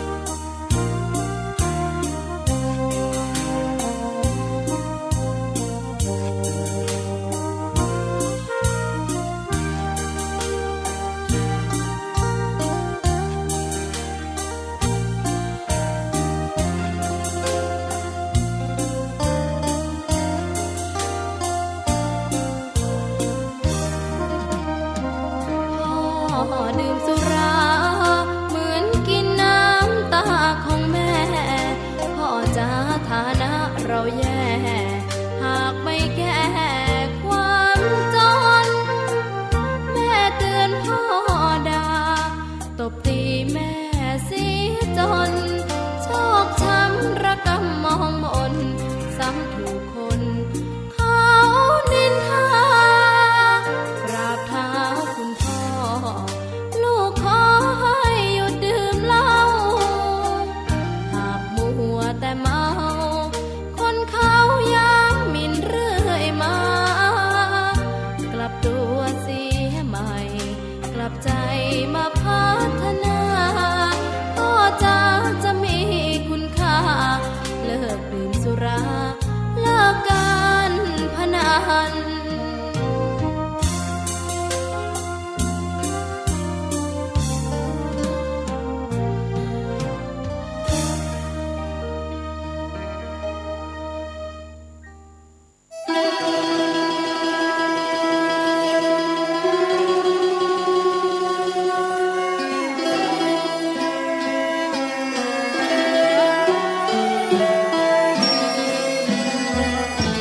เนื่องในมหามงคลวโรกาสแห่งเทศกาลเข้าพรรษาประจำปีพุทธศักราช 2565 อันเป็นปีมหาปีติยินดียิ่งของมหาชนชาวล้านนาและชาวไทย ผู้มีจิตเลื่อมใสเปี่ยมล้นด้วยพลวะศรัทธาในบวรพระพุทธศาสนา อีกทั้งเป็นปีที่เวียนรอบมาบรรจบครบ 144 ปี ชาตกาลแห่งพระครูบาสลีวิจัย พระตนบุญตนยิ่งใหญ่ในเมตตาธรรม วัดพระสิงห์วรมหาวิหารตำบลพระสิงห์อำเภอเมืองจังหวัดเชียงใหม่ขอน้อมเจริญพรสาธุชนนักศีลนักบุญพุทธบริษัททุกท่านร่วมพิธีเจริญพระพุทธมนต์ทำวัดเย็นเจริญเมตตาภาวนาตามแนวสติปัฏฐานสี่สวดพระคาถาปารมี10 ทัศน์ตามฮีทหอยแห่งพระครูบาสลีวิจัยและสดับรับฟังพระเทศนาธรรมโวหารจากองค์พระมหาเถระผู้แตกฉานในอรรถธรรมขององค์สมเด็จพระบรมศาสดาสัมมาสัมพุทธเจ้าในทุกๆวันอาทิตย์ตั้งแต่เวลา 17 นาฬิกาหรือ 5 โมงเย็นเป็นต้นไปโดยจะเริ่มงานพิธีมหามงคลนี้ในวันอาทิตย์ที่ 4 กันยายน พุทธศักราช 2565 เป็นวาระการครั้งที่ 1 ไปตราบกระทั่งถึงวันอาทิตย์ที่ 6 พฤศจิกายน พุทธศักราช 2565 ก่อนวันป่าเวณียี่เป่งลอยกระทงเจียงใหม่รวมได้วาระมหามงคล10 วาระ10 มหาปารมี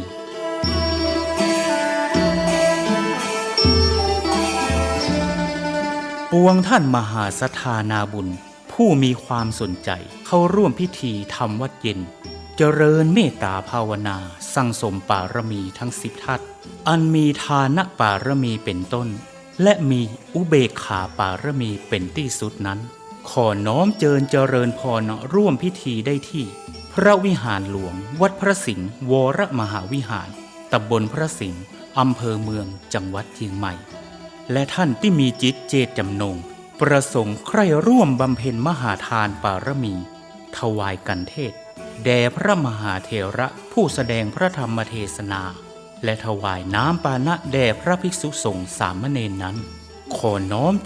ร่วมทำบุญหรือแจ้งความประสงค์ของท่านได้ที่พระเดชพระคุณหลวงพ่อพระเทพสิงหวราจารย์เจ้าอาวาสวัดพระสิงห์วรมหาวิหารโทรศัพท์081-883-8752หรือที่ท่านพระครูปริยัติกิจจาภิวัตรผู้ช่วยเจ้าอาวาสวัดพระสิงห์วรมหาวิหารโทรศัพท์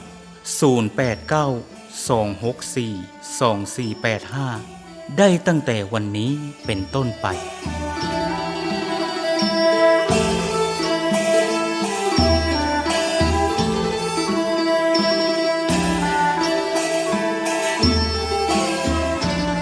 ขอมหาพลานิสงส์อันจะเกิดแต่เนื้อนาบุญอันบริสุทธิ์ของมหาศรัทธาทุกท่านอีกทั้งพระพุทธปารมีแห่งองค์หลวงพ่อพ ระศรีสันเพชรหรือหลวงพ่อโตที่สถิตสถาพรเป็นองค์พระประธานอยู่ณพระวิหารหลวงวัดพระสิงห์วรมหาวิหารอีกทั้งอานุภาวะแห่งองค์พระพุทธสิหิงค์พระสิงห์หลวงและอำนาจแห่งพระบารมีทั้ง10 ทัศของพระครูบาสลีวิจัยจุงเป็นพลวะปัจจัยอันยิ่งโยชน์นำมาซึ่งความรุ่งโรจน์แห่งดวงจิตพิสุทธิ์น้อมนำทุกท่านฮืออิ่มเอมเอิบอิ่มดำดิ่งสู่วิมุตติธรรมแห่งองค์พระสัมมาสัมพุทธะกอบด้วยทั้งสัพพสันลภางกายอันบริสุทธิ์บริบูรณ์ด้วยอายุการอันเป็นทิพย์มีวรรณพิสิทธิ์พันพุทธผ่องใสมีความสุขกายสบายใจด้วยทั้งพลานามัยพรั่งพร้อมสรรตราบรอดเถิงเติงตันยังอมตะมหาเนรพานอันเป็นที่สุดเสี่ยงแห่งอาสวะกิเลสในวัฏสงสารต่อการภายหน้านั้นจงทุกท่านทุกคนแด่เตอสา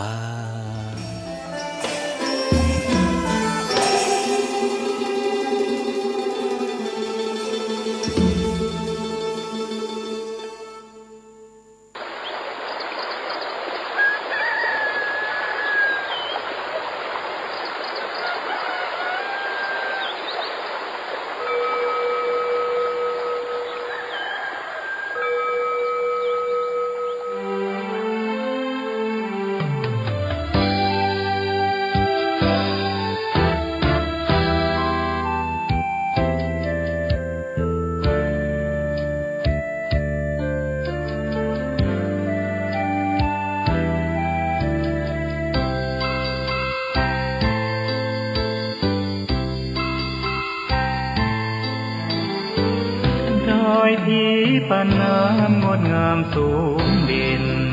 รอยธรรมเทระพระเนตร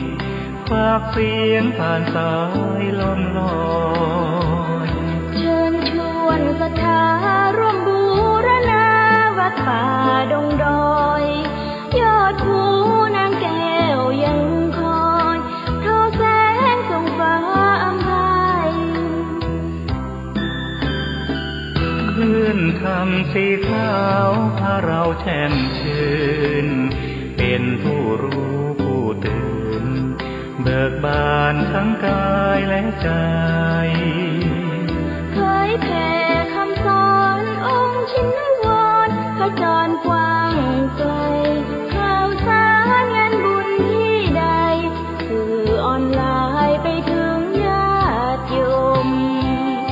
พระธาตุเจดีย์สีสองเมืองเปล่งประกายแล้วบนยอดดอยนางแก้วมีโอกาสแวะเวียนไหว้ชมจำลองจากดอยสุเทพดอยทุ่งคู่ธาตุบรมพลังแรงใจญาติโยมร่วมสร้างสมทันบารมีสีขาวคลื่นธรรมนำพาความสุขพระเนรชี้ทางคลายทุกข์เกิดปิติสุขให้ทุกทินทีเปิดฟังธรรมะพระจัดรายการหลายคลื่นความร่วมสร้างมหาทานบารมีพระธาตุเจดีย์สีสองเมือง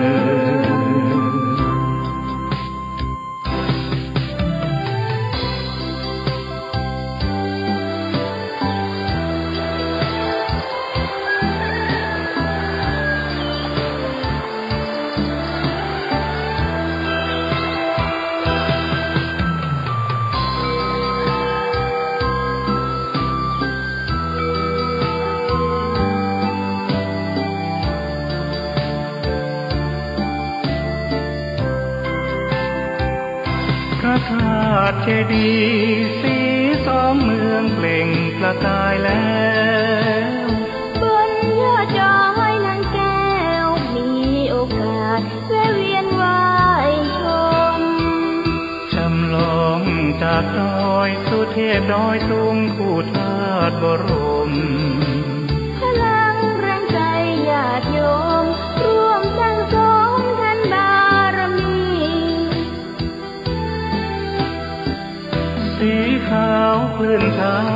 พาความสุขพระเนรชี้ทางคลายทุกข์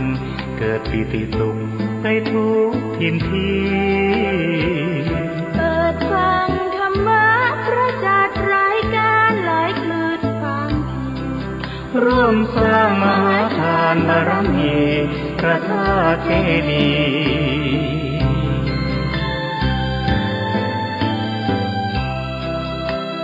์สีสม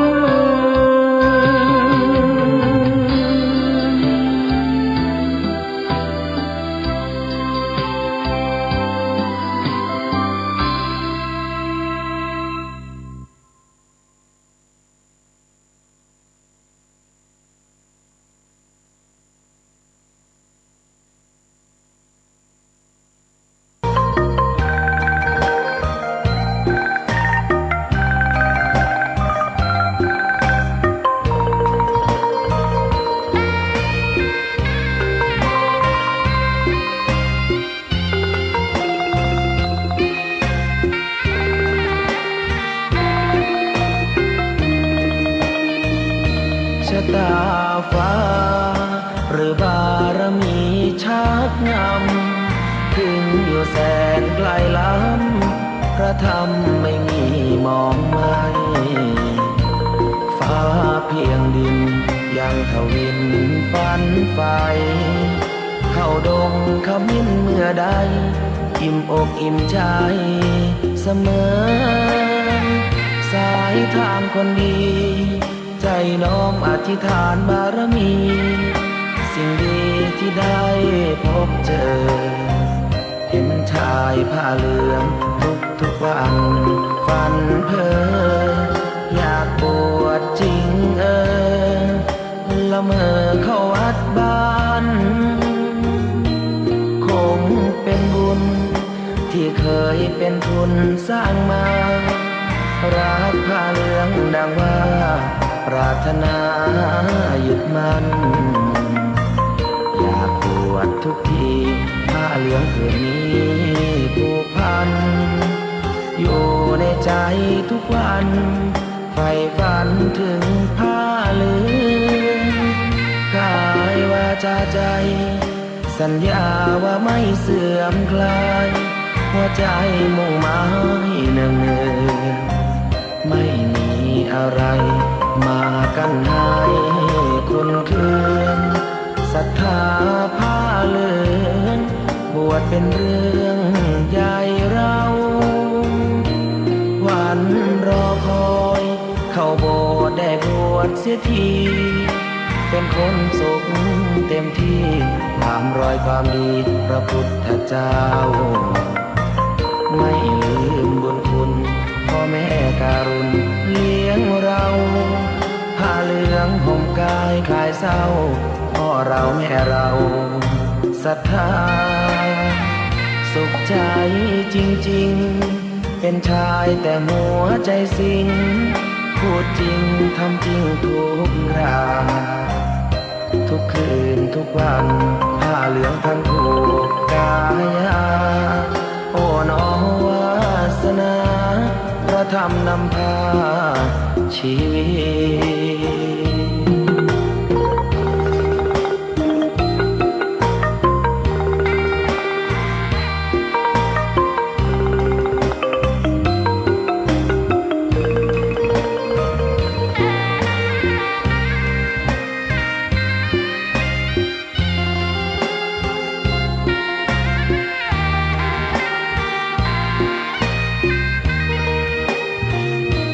วันรอคอยเข้าโบสถ์ได้บวชเสียทีเป็นคนสุขเต็มที่ตามรอยความดีพระพุทธเจ้าไม่ลืมบุญคุณพ่อแม่การุณเลี้ยงเราผ้าเหลืองห่มกายคลายเศร้าพ่อเราแม่เราศรัทธาสุขใจจริงๆเป็นชายแต่หัวใจสิงพูดจริงทำจริงทุกคราทุกคืนทุกวัน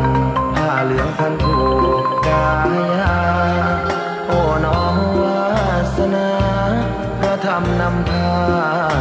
ชีวิต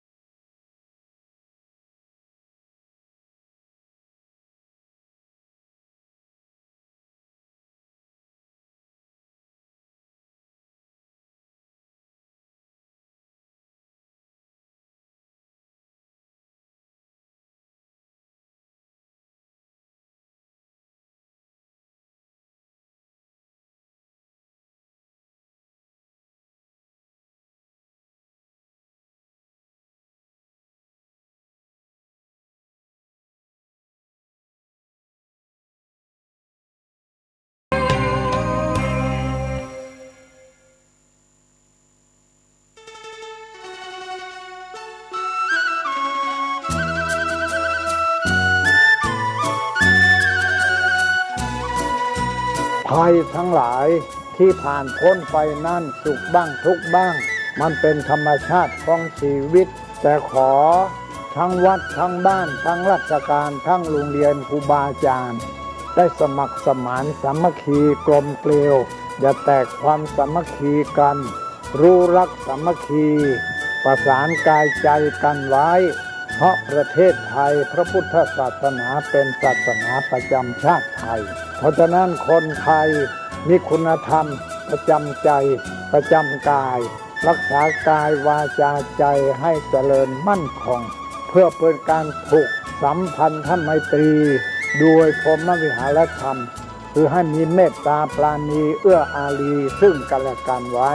จะแตกความสามัคคีกันให้สัมพันธ์กายสัมพันธ์ใจในกันและกันไว้อย่าแตกความสามัคคีประเทศชาติเราก็เจริญมั่นคงเศรษฐกิจเราก็เจริญมั่นคงสังคมเราก็เจริญมั่นคง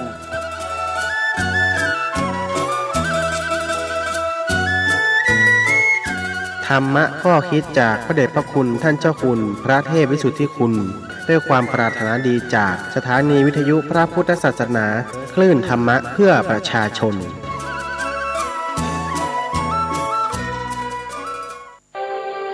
นมัสการเจ้าค่ะวิกฤตโควิด -19 จะมีหลักธรรมใดช่วยได้บ้างไหมเจ้าคะเจริญพรสมัยพุทธกาลเกิดเหตุโรคระบาดในเมืองไวสาลีพระพุทธเจ้าให้คณะสงฆ์สวดพระพุทธมนต์เพื่อความเป็นสิริมงคลของบ้านเมืองและให้ประชาชนมีสติเกิดปัญญารอดพ้นจากภัยพิบัติได้ สถานการณ์นี้ทุกคนตระหนักแต่อย่าตื่นตระหนกคนไทยต้องมีสติเพื่อฝ่าวิกฤตโควิด -19 ไปด้วยกัน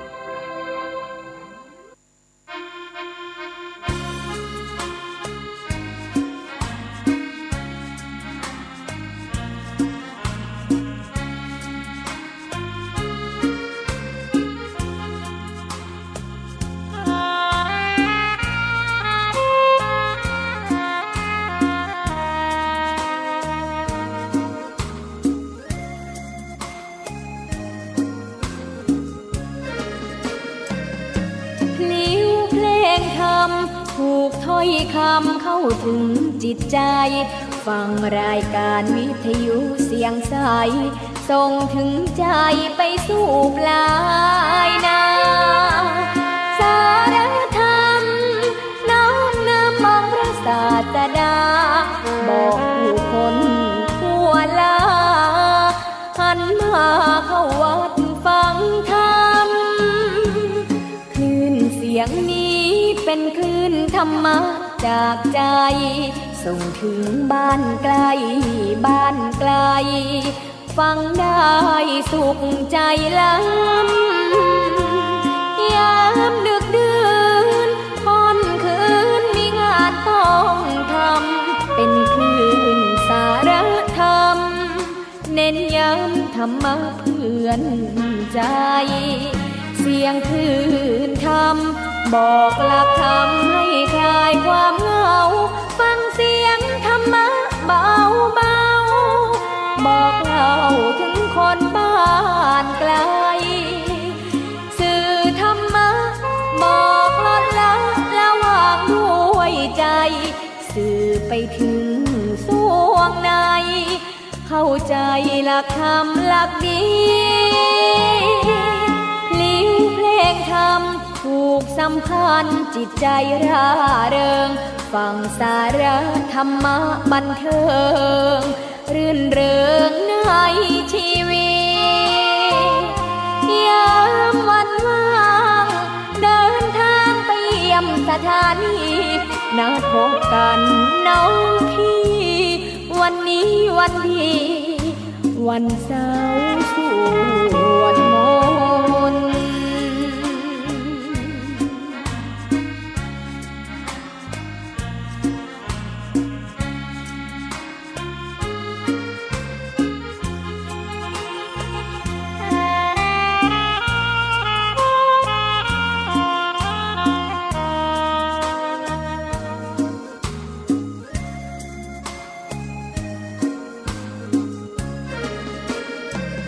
เสียงคลื่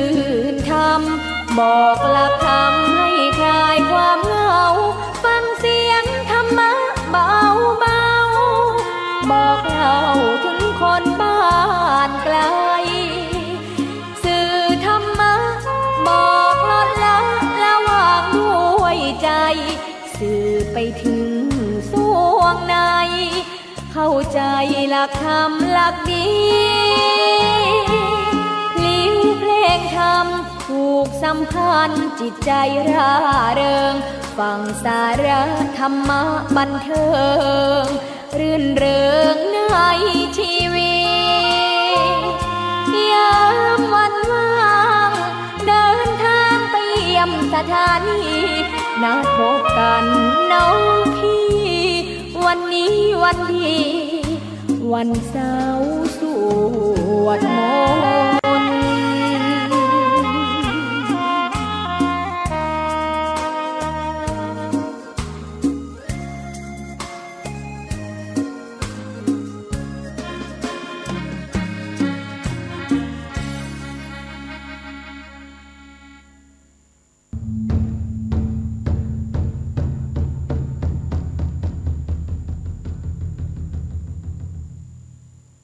วัดเจ็ดยอดพระอารามหลวง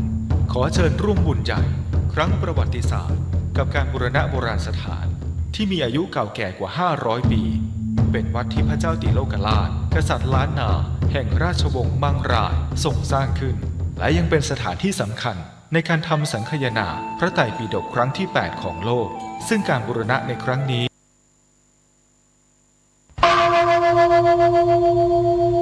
เ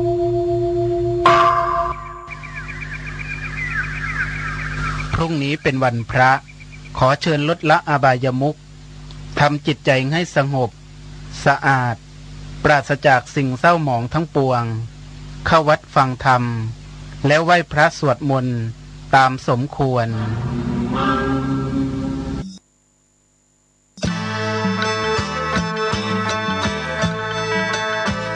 ออกพรรษาถวายผ้ากฐินทานสืบสารพุทธประเพณี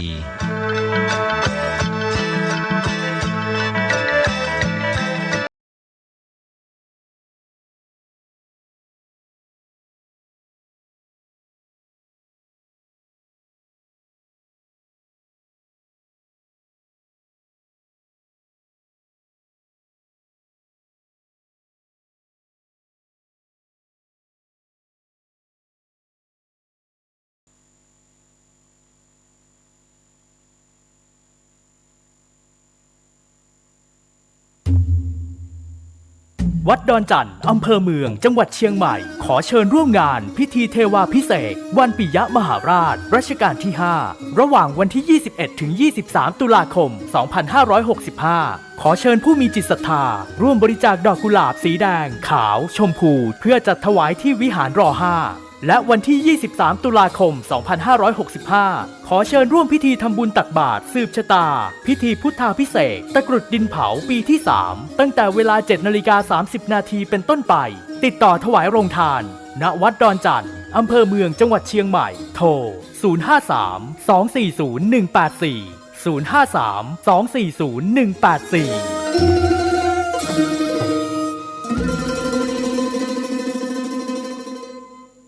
ร่วมใจกันทำบุญทอดกฐินข่าวสารเพื่อการประชาสัมพันธ์ขอเชิญชวนผู้ใจบุญใจกุศลร่วมทำบุญทอดกฐินสามัคคีเพื่อสร้างศาลาโรงครัวที่พักสงฆ์สถาบันธรรมาภิวัตรบ้านศพเตินตำบลศพป้าอำเภอแม่เมาะจังหวัดลำปางในวันอาทิตย์ที่ 23 ตุลาคม 2565 เวลา 13 นาฬิกาท่านที่จะร่วมบุญสามารถร่วมทำบุญผ่านบัญชีธนาคารกรุงไทยสาขาประตูชัยชื่อบัญชีที่พักสงฆ์สถาบันธรรมาภิวัตรเลขที่บัญชี 536-075-5318 ก็เป็นงานบุญงานกุศลทำบุญทอดกฐินสามัคคีโดยการนำของคุณแม่ชะแรมอุดมทรัพย์นะครับที่จะได้เป็นประธาน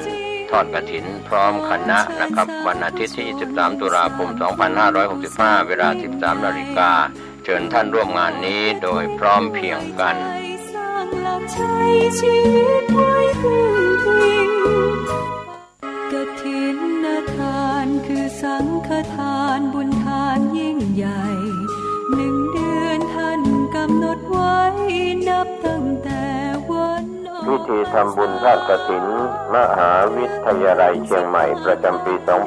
2565 ทอดถวายวันเสาร์ที่ 29 ตุลาคม พุทธศักราช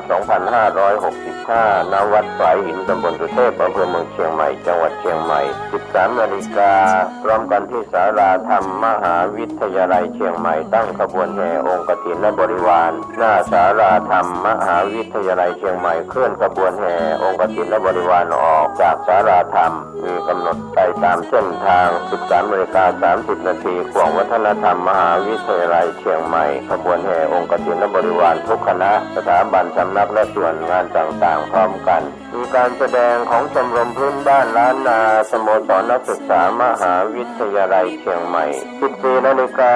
เคลื่อนขบวนแห่องค์กฐินและบริวารเข้าสู่วัดฝายหินประธานในพิธีจุดธูปเทียนบูชาพระรัตนตรัยไหว้พระสมาทานเบญจศีลกล่าวคำถวายผ้ากฐินแด่พระสงฆ์น้อมผ้ากฐินถวายพระสงฆ์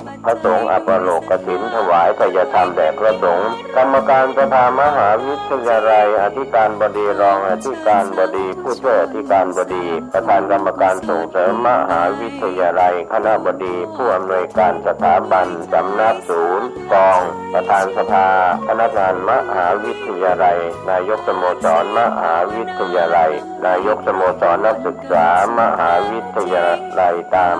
ลำดับถวายทายธรรมแด่พระสงฆ์อนุโมทนากรวดน้ำรับพร ลาพระสงฆ์ 15:30 นาทีประกาศผลรางวัลการประกวดขบวนกฐินก็เป็นข่าวสารงานทำบุญทอดกฐินมหาวิทยาลัยเชียงใหม่ประจำปี 2565 ตรงกับวันเสาร์ที่ 29 ตุลาคม 2565 ก็ถวายกับพระคุณเจ้าที่จำพรรษาท่วนไตรมาสวัดไหวหินตำบลสุเทพอำเภอเมืองเชียงใหม่จังหวัดเชียงใหม่ขอเชิญท่านร่วมบุญร่วมกุศลติดต่อได้ที่มหาวิทยาลัยเชียงใหม่และวัดไหวหินที่จะร่วมทำบุญในคราวครั้งนี้ได้ความสุขกายสุขใจโดยทั่วหน้ากันสร้างเหตุปัจจัยด้วยศรัทธาด้วยปัญญารู้เห็นทำตามจริงขอเชิญสาธุชนสร้างบุญกุศลยิ่งใหญ่กฐิน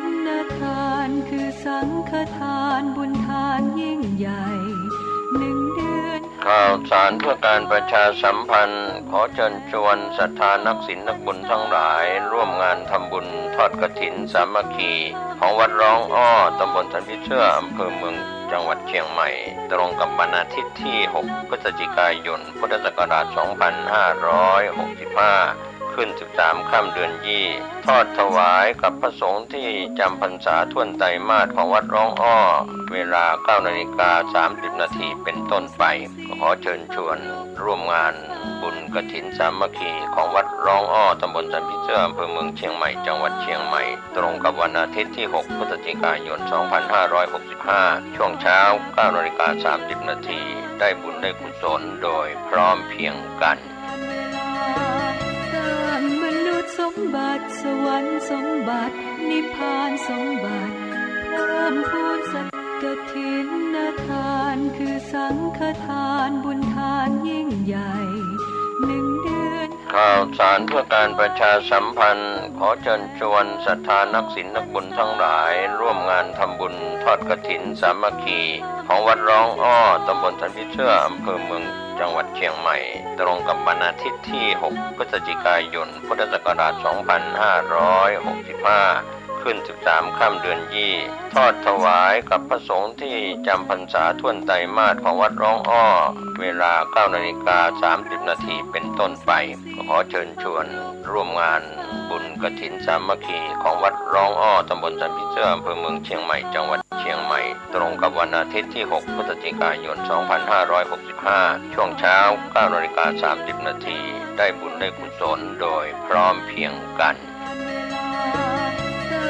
มนุษย์สมบัติสวรรค์สมบัตินิพพานสมบัติเพิ่มพูนสักขอนอบน้อ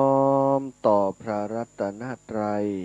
แก้วเจ้า3 ประการน้อมเอาคุณพระพุทธเจ้าคุณพระธรรมเจ้าคุณพระสังฆเจ้าคุณพระอรหันตเจ้าอริยสงฆ์เจ้าจุตนจุองค์ได้เมตตาแผ่ปารมีมาเป็นนวโลกุตรธรรมปกเกล้าเกษาปกห่มรักษาครูบาอาจารย์พระมหาเถระพระเถรานุเถระเปื้อนสหธรรมิกสหพรหมจารีทุกรูปทุกองค์ปกห่มรักษาศรัทธาสาธุชนคนดีคนเฒ่าคนแก่อีพ่ออีแม่ทั้งหลายติดตามรับฟังรายการเสียงธรรมแสงอรุณในยามเจ้าวันนี้เจ้าของวันจันทร์วันจันทร์ที่17 เดือนตุลา2565อยู่ในฤดูกาลกฐินอยู่ในฤดูกาลออกพรรษาในช่วงของกฐินช่วงของบุญกาลทานเนาะจนถึงเดือนยี่เปงศรัทธาญาติโยมทั้งหลายช่วงนี้ก็จะมีข่าวสารงานบุญต่างๆที่ศรัทธาญาติโยมคงจะได้ยินทุกวันเพราะอายังเพิ่นถึงเอามาบอกเพราะอายังเพิ่นถึงเอามากล่าวมาแบ่งปันให้ศรัทธาญาติโยมได้รับฟังรับรู้ได้ยิน ในอดีตเดิมที่ผ่านมาโอ้ข่าวประชาสัมพันธ์งานศิลป์งานบุญเฉพาะในหมู่บ้านในตำบลในอำเภอของตัวเก่าเท่านั้นเนาะแต่ณปัจจุบันนี้สถาญาติโยมอีพ่ออีแม่ทั้งหลายได้ทำบุญกฐินเกิน9 วัดไปแล้วกันถึงนั้นวัดนั้นหน่อยวัดนี้หน่อยเปิดประกาศมาโอ้อีแม่ได้ทำบุญแล้วออกวสามาเจอวัดเหล่ามนทาเจอวัดเหล่ามนทาแล้วก็ไปเจอวัดทุ่งเศรษฐีไหลไปเนาะ2-3 วันก่อนที่ผ่านมานั้นครูบาอาจารย์ท่านพระครูอภิวัฒนวิกรมก็แจ้งให้ศรัทธาอีพ่ออีแม่ได้รับทราบนะในงานบุญที่ครูบาอาจารย์ได้อุปถากอุปถัมภ์ซึ่งการทำบุญนั้นศรัทธาญาติโยมถ้าเราบ่มีครูบาอาจารย์เป็นสะพานบุญให้เฮานั้นก็ยากที่เฮาจะมีโอกาสได้ทำบุญอย่างที่อาตมาบอกไปบอกก่อนก็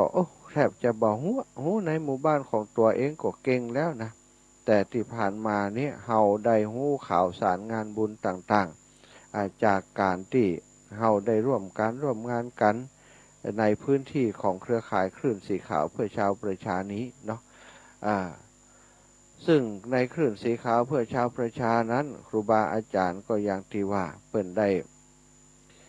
ด้ช่วยเหลือการหางานเฮามาโดยตลอดแล้วก็เปิ่นอุปถากอุปถัมภ์ค้ำชูดูแลครูบาอาจารย์หรือว่าศรัทธาญาติโยมที่อุปถัมภ์เปิ่นเนาะเปิ่นก็ช่วยกันซึ่งงานต่างๆก็ผ่านพ้นไปจนถึงวันนี้นี่วันที่17แล้วศรัทธาที่ผ่านไปก็ครูบาอาจารย์บ่ได้ว่างสักวันเนาะไปงานกฐินของคนนั้นคนนี้ที่หันที่นี่ไปช่วยเปิ้นเวลาเขาช่วยเปิ้นก็มาช่วยเฮาถ้าบ่อ่านเนี่ยเฮาบ่ไปช่วยไผก็จะมาช่วยเฮานะรอแต่ให้เปิ้นมาช่วยอย่างเดียวบ่เป็นมันก็เป็นไปบ่ได้ที่คนทั้งหลายจะมาช่วยเฮาอันนี้ครูบาอาจารย์เปิ้นมีงานศรัทธาญาติโยมมีงานที่ไหนมานิมนต์ไปช่วยเปิ้นก็ไปช่วยตลอดบัดเดี๋ยวนี้งานที่ใกล้ตัวของเฮามานี่เนาะบัดเดี๋ยวนี้ที่อื่นเสร็จไปแล้วนะ งานที่ใกล้ตัวของเฮานี่ก็วันที่22เด้อศรัทธาอีพ่ออีแม่ทั้งหลายเป็นงานในเครือข่ายที่ครูบาอาจารย์เปิ้นในกลุ่มเผยแผ่พระพุทธศาสนาถ้าศรัทธาฟังรายการในวันเสาร์วันอาทิตย์นะก็จะเจอทีมงานครูบาอาจารย์3 รูป 3 องค์ท่านอาจารย์วรรณชัยพระอาจารย์พระครูกัลยาณประโมทนะเป็นได้เข้ารายการพร้อมกันโดยกัน3 คนพี่น้องแล้วก็วันที่22นั้นที่ท่านวัดของท่านพระอาจารย์พระครูกัลยาณประโมทก็จะมีงานกฐินสถานวัดม่อนห้วยแก้วเนาะวัดม่อนห้วยแก้วอำเภอดอยหล่อจังหวัดเชียงใหม่เฮานี้ใกล้ๆบ่ไกลกันจากวัดปากตางเจริญอาตมาเองก็จะเดินทางไปช่วยงานครูบาอาจารย์เหมือนกันมีความผูกพันเป็นครูบาอาจารย์เป็นพี่เป็นน้องเป็นกัลยาณมิตรที่ดีต่อกันอาตมานี่มาบวชตอนเฒ่าศรัทธาอายุก็นักหนาเนาะอายุนักหนาแล้วมาบวชตอนเฒ่าตอนแก่แต่ว่ากับครูบาอาจารย์ตั้งหลายที่ฮู้จักกันนี้เปิ้นมีอายุพรรษาสูงถึงว่าเปิ้นจะอายุน้อยแต่ว่าเฮาเนี่ยเป็นผู้บวชยามเฒ่ายามแก่ก็ได้เป็นลูกศิษย์ลูกหาก็เปิ้นอาศัยความที่ว่าวัยวุฒิวัยมันใกล้เคียงกันวัยต่างโลกมันใกล้เคียงกันก็เลยสื่อสารกันแบบเข้าใจมีความรู้ซึกที่ใกล้เคียงกันเข้าใจกันก็เลยเกิดเป็นกัลยาณมิตรเกิดเป็นเพื่อนเกิดเป็นพี่เป็นน้องกันเปิ้นมีงานวัดเปิ้นก็เหมือนกับวัดตัวเก่าไปเห็นเนาะวันเดียวนี้ไปดอยหล่อนี่จนป้าบอกรู้สึกว่ามันไก่เนอะศรัทธาญาติโยมไปอำเภอดอยหล่อความจริงไก่นะไป2 ชั่วโมง 3 ชั่วโมงถ้าลูกจากในเวียงนี่ไปแต่มันไปมันเข้าบอกรู้สึกว่าไก่กึดถึงดอยหล่อใจก็อยู่ปุ้นเห็นแล้วอีน่ะอันนี้ก็จะไปวันที่18ไปช่วยการ18ไปนอนปุ้นละ19 เช้า 21 22ก็จะช่วยงานที่วัดม่อนฤาษีนะไปเชียงใหม่วัดม่อนฤาษีของท่านอาจารย์พระครูกัลยาณปราโมทย์ก็ตานเปิ้นทอดกฐินในวันที่22สถานอาตมาก็จะเป็นไปช่วยการช่วยงานก็เปิ้นบอกว่าเป็นกฐินของไผเหมือนกันนะแต่ว่าวันที่22เนาะสถานญาติโยมท่านอาจารย์เปิ้นก็คงจะได้อุจจาในรายการเปิ้นพ่องท่านพระครูก็ดีท่านอาจารย์ตุลุงยองก็ดีคงจะอุไปแล้วพ่องเนาะแต่อาตมานี้ยังบริทราบข้อมูลว่าเจ้าภาพเป็นไผนะไปตอดกฐินที่วัดของท่านอาจารย์แต่จะได้ก็ตามจะมีเจ้าภาพที่ไหนก็แล้วแต่ศรัทธาบรรดาคลื่นสีขาวของเฮานี้เฮาได้ไปช่วยทุกวัดทุกวาอยู่แล้วเนาะท่านพระครูกัลยาณปราโมทย์ก็เป็นครูบาอาจารย์ที่ศรัทธาฮู้จักกันมาเมินแล้วเปิ้นเป็นตนบุญเป็นตนเมตตาเป็นตนที่มีความมานะพยายามไปอยู่ที่วัดม่อนห้วยแก้วหันตั้งแต่บ่มีหยังเนอะสถานเนอะเปิ้นตั้งโครงสร้างของวิหารไว้ฮือหันแล้วก็เปิ้นนี่เหียอีเนาะเปิ้นสวะเหียศรัทธาญาติโยมก็มานิมนต์พระครูกัลยาณปราโมทย์ไปอยู่ที่วัดม่อนห้วยแก้วเปิ้นก็ได้พัฒนามาโอ้เปิ้นโอ้ฮือฟังเป็นตาดีเอ็นดูไปอยู่กุฏิตูบมุงคาสถาตูบมุงคาอยู่พัฒนามาเป็น30 ปีแล้วกว่าจะได้ภาพอย่างที่หันทุกวันนี้โอ้ไปหันสถาจะใจขึ้นใจขวางเนอะโบสถ์เปิ้นหลังวิหารเปิ้นหลังใหญ่สูงเหี่ยใหญ่สูงโล่งสบายเย็นเข้าไปทางไหนหันกว้างใหญ่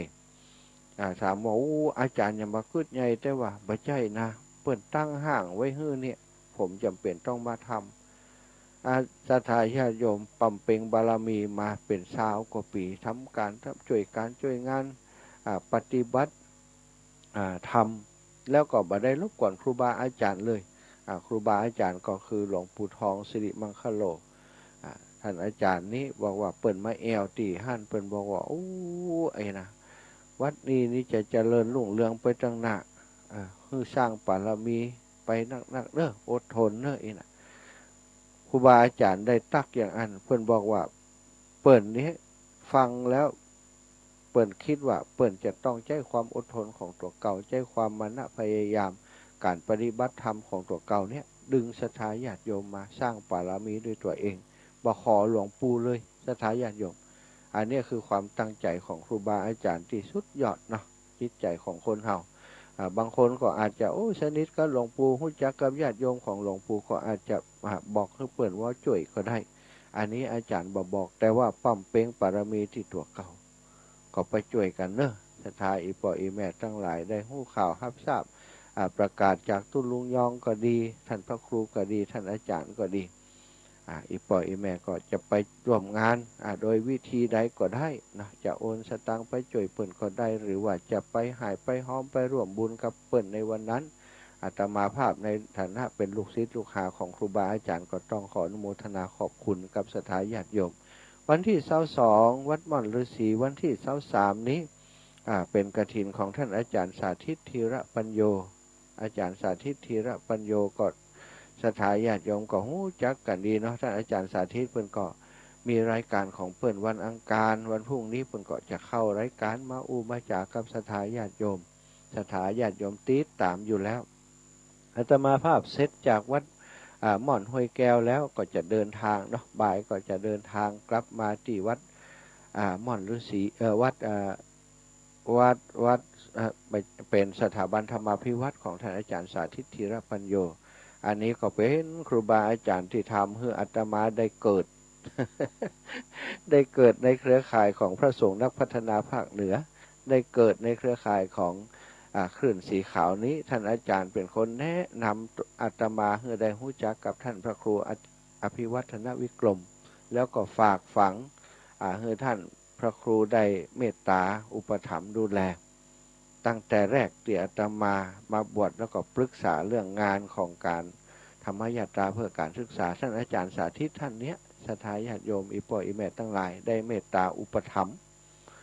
เหมือนกับว่าเขาเกิดมานี่กินข้าวกินปลาบ่ได้ซักอย่างเนี่ยคนที่เปิ้นกินข้าวกินปลาจ้างแล้วถึงบ่ใจพ่อใจแม่เฮาเนาะเปิ้นก็ อุ้มเฮาขึ้นมาป้อนข้าวป้อนน้ำปลาเข้าสังคมปลาได้หู้จักเรื่องนั้นเรื่องนี้อันนี้คือท่านอาจารย์พระอาจารย์สาธิตธีรปัญโยซึ่งก็คงอาตมานี่ลืมกุลของอาจารย์ตึงบ่ได้ศรัทธาญาติโยมเขาเป็นตนเป็นองค์ได้ทำหน้าที่อยู่ตรงนี้ก็เพราะบารมีธรรมของครูบาอาจารย์ฉะนั้นงานครูบาอาจารย์มีก็ทุกครั้งอาตมาก็จะต้องไปอยู่โดยช่วยอยู่ที่ปุ้นนะวันที่22นี่เสร็จจากวัดม่อนห้วยแก้วแล้วก็จะตีรถมาไปนอนที่สถาบันธรรมาภิวัตรเพื่อจะได้เริ่มต้นช่วยการช่วยงานกันตั้งแต่เจ้าเนาะปีนี้มีกฐินเข้ามาเป็นกฐินที่จะมาช่วยสร้างห้องครัวเนาะสถานห้องครัวที่วัดของท่านอาจารย์นะสถาบันธรรมาภิวัตรนี่ยังบ่มีกำเตื้อสถานที่มีแล้วนะที่จะเป็นห้องครัวเก่าห้องครัวเดิมนั้นนะตอนนี้ก็ได้ปรับปรุงพื้นที่แล้วคงจะเป็นทอดกฐินโดยวางศิลาฤกษ์ไปตัวยนะสถานญาติโยมที่สถาบันธรรมาภิวัตรแล้วก็หลังจากนั้นเนาะหลังจากนั้นก็จะเป็นงานที่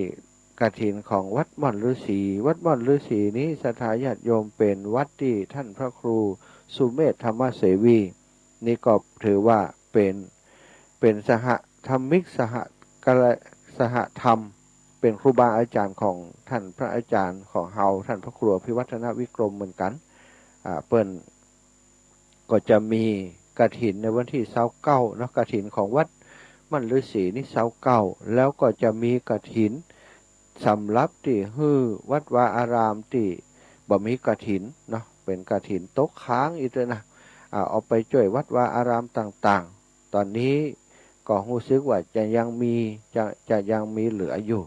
สำหรับวัดวาอารามในต่างพื้นที่ของจังหวัดเชียงใหม่มีญาติโยมอุปถัมภ์มอบให้ครับเป็นกฐินสำหรับวัดที่บ่มีกฐินเป็นกฐินติดตกค้างอีกเนาะไปช่วยเหลือวัดวาอารามต่างๆจะมีในวันที่30ตุลาสถานวันที่29นี้ของวัดม่อนฤาษีของท่านพระอาจารย์โดยตรงวันที่30นี้ก็จะเป็นของวัดต่างๆในพื้นที่ของจังหวัดเชียงใหม่แล้วก็ใกล้เคียงที่เปิ้นบ่มีกฐินเนาะเปิ้นก็จะได้เอามาเป็นอานิสงส์เนาะเป็นอานิสงส์ของกฐินที่ในจะมาช่วยจะมาไปช่วยไปเสริมเนาะก็ถึงจะได้บรรนักบรรณาแต่ว่าเป็นเปิ้นเฮาว่าเป็นอานิสงส์ของกฐินครูบาอาจารย์ที่อยู่ตามวัดวาอารามต่างๆนั้นเพิ่นก็จะได้มีอานิสงส์ของการอยู่จำพรรษาวันที่30เนาะสถานญาติโยมวันที่30วันที่29ของวัดม่อนฤาษีวันที่30เป็นกฐินใหญ่เป็นกฐินที่มอบเพื่อกับวัดวาอารามต่างๆก็ไปที่วัดม่อนฤาษีหั่นก็ทราบว่าสถานญาติโยมพี่น้องทางลำปางอาจจะไปกันหลายท่านด้วยกันพี่น้องทางวัดประตูต้นพึ่งได้แจ้งกับอาตมาว่าโอ้อีแม่จะไปกฐินของท่านพระครูสุเมธเนอะท่านมหาเนาะแม่รัตดาเนาะที่บอกอาตมาวัดอันดอยน้อยอยู่ใกล้กันก็บอกว่าโอ้อีแม่บ่มีปัญหาบอกไกลกันเดี๋ยวถ้าอีแม่ไปนั้นก็จะปาทัวปาแอวในวัดที่บริเวณใกล้เคียงอีแม่จะไปวัดใดก็จะปาไปแอวไปพอเพิ่นก็จะไปกันหลายเนาะอันนี้ก็ฝากประชาสัมพันธ์ไว้เนอะศรัทธาญาติโยมแล้วก็อีกงานหนึ่งนี้ก็คืองานที่หลังจากนั้นสันที่30แล้วเนาะก็จะเป็นงานของตังอาตมาพ่อง วัดทุ่งโป่งนี่วันที่1พฤศจิกาเนอะศรัทธาญาติโยมวันที่1พฤศจิกาเป็นงานกฐินของวัดทุ่งโป่งซึ่งอาตมาภาพได้รับเมตตาจากครูบาอาจารย์หลวงปู่พระธรรมลังการเจ้าอาวาสวัดบุญญาวาสวิหารที่ปรึกษาของเจ้าคณะภาค6หลวงปู่ได้เมตตาอุปถัมภ์พร้อมกับหลวงปู่พระราชจินดานายกที่ปรึกษาของเจ้าคณะจังหวัดลำปางก็ได้เมตตาอาตมาได้อุปถัมภ์ เป็นองค์อุปถัมภ์ให้กับอาตมาเป็นอดีตเจ้าคณะจังหวัดลำปาง2 รูปสถานแล้วก็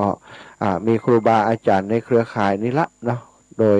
ก็ลงชื่อของท่านพระครูอภิวัฒนวิกรมในฐานะผอ.เครือข่ายเป็นผู้อุปถัมภ์ในกฐินครั้งนี้เป็นกฐินที่เอาไปช่วยเหลือหมู่บ้านช่วยเหลือวัดในหมู่บ้านของอาตมาเป็นวัดที่อาตมาบวชโดยแล้วก็เป็นวัดที่อาตมาต้องการจะไปพัฒนาเนาะเป็นพื้นที่ทำงานเพื่อจะนำศรัทธาญาติโยมทั้งหลายได้สร้างบุญสร้างกุศลด้วยกันเป็นวัดเก่าแก่โบราณเมื่นมาแล้วอีปออีแม่ถ้านับอายุย้อนหลังไปเนาะตั้งแต่เริ่มก่อสร้างตั้งเป็นวัดเป็นวาก็เป็น200 ปีแล้วตั้งแต่สมัยก่อนกรุงรัตนโกสินทร์ด้วยซ้ำไปเป็นวัดอยู่ในชุมชนหมู่บ้านก็เป็นวัดน้อยๆเนาะเป็นวัดโบราณนั่นแหละอาตมาก็คิดว่าถ้าเฮาบ่เนี้ยบ่สร้างหยังเฮาบวชมาแล้วก็เฮาก็ไปทำที่อื่นเหียก็ทิ้งเหมือนกับว่าเป็นลูกเป็นเต้าที่ทิ้งบ้านเกิดเมืองนอนไปก็คิดว่าตั้งแต่นี้ไปก็จะอุปถัมภ์แทนหลวงปู่พระราชจินดานายกอดีตเจ้าคณะจังหวัดลำปางวัดพระเจดีย์เสาหลังเพิ่นก็เป็นสามเณรที่วัดหันสถาวัดนั้นก็แสดงว่าเป็นวัดที่สร้างมีเจ้าคณะจังหวัดเนาะ เป็นพระสงฆ์องค์เนรที่เป็นถึงระดับเจ้าคณะจังหวัดเขาจะปล่อยเฮอร์โมนหมองไปก็บ่ดีก็จะไปปัจจัยหากจะได้มาก็จะเอาไปสร้างเป็นกุฏิสงฆ์นะกุฏิรับรองครูบาอาจารย์ไปแวะไปหาไปพักไปผ่อนที่หันก็จะได้มีที่พักที่รับรองที่เหมาะสมที่สะดวกที่สัปปายะปัจจุบันนี้บ่มีสถานจะให้เปิดไปพักที่ไหนก็มันบ่สะดวกมันบ่มีอย่างวันก่อนท่านอาจารย์ไปเทศงานศพของอาวเนาะน้องของแม่อาตมาก็ได้พาไปพักที่กุฏิอาตมาก็บ่มีที่นอนบ่มีที่เอ็นหลังเนี่ยกุฏิแคบๆน้อยเดียวอยู่หิมตาบนนี้นะก็นึกว่าจะสร้างแห่กรรมแปลงแห่กรรมเพื่อให้มันเกิดประโยชน์เวลาครูบาอาจารย์เป็นไปพักแล้วอีกงานหนึ่งเนาะหลังจากของอาตมานี่วันที่1เนาะวันที่1แล้วก็วันที่3นะวันที่3นี่เป็นกฐินที่อาตมาแล้วก็พระสงฆ์เครือข่ายคลื่นสีขาวคลื่นของพระสงฆ์ตีเปิ้ลอันทำงานเผยแผ่ที่จังหวัดลำปางโดยท่านพระอาจารย์พระมหานพดลสุวรรณเมธีท่านอาจารย์ก็อุปถัมภ์ครับพร้อมกับท่านพระครูสิริธรรมบัณฑิตผอ.วิทยาลัยสงฆ์นครลำปางเมตตาอุปถัมภ์ก็จะไปทอดถวายที่วัดบันกิววัดบันกิวนี้เป็นวัดของท่านอาจารย์เสน่ห์กาหลงหรือว่าพระอธิการเสวตปัญญาวชิโรเป็นครูบาอาจารย์ที่ศรัทธาเริ่มจะหู้จักแล้วเนาะเปิ้นเป็นครูบาอาจารย์ที่มีความรู้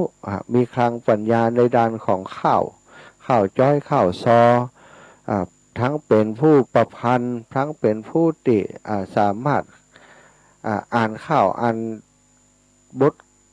ข้าวบทอย่างต่างๆเนี่ยแม้กระทั่งธรรมเทศนากรรมเมืองใส่ใส่กาบอย่างนี้ได้โมสถาญาติโยมเทศมหาชาติประยุกต์แบบของตั้งภาคกลางแต่ว่าเป็นสำนวนตั้งเหนือเฮามีการแสดงประกอบไปโดยมีการแสดงซอประกอบไปโดยนะอันถ้าไปแสดงที่ไหนไปเนี่ยที่ไหนเนี่ยสถาญาติโยมให้โดยกันทึดๆอีนะแสดงว่าท่านอาจารย์นี่มีภูมิธรรมแล้วก็เป็นผู้ที่รักษาอนุรักษ์รักษาวัฒนธรรมท้องถิ่นของเฮาอย่างดีอาตมาทราบว่าเปิ้นบ่มีกฐินมา 4-5 ปีแล้วก็เลยหารือปรึกษาขอเมตตาจากครูบาอาจารย์ที่ได้กล่าวนามไปแล้วนั้นเปิ้นก็บอกดีกาช่วยกันอยู่ในเครือข่ายเดียวกันเนาะดีละท่านมหานำอย่างอี้ก็เขาจะได้ช่วยกันเขาก็จะได้ไปช่วยไปร่วมด้วยช่วยกันเนาะวัดบันกิววันที่3เนาะสถาอาตมาก็จะลวดดาวันที่31นะดาของอาตมาพร้อมกับดาของวัดบันกิวพร้อมกันเลยจะไปตอดในวันที่3วัดบันกิว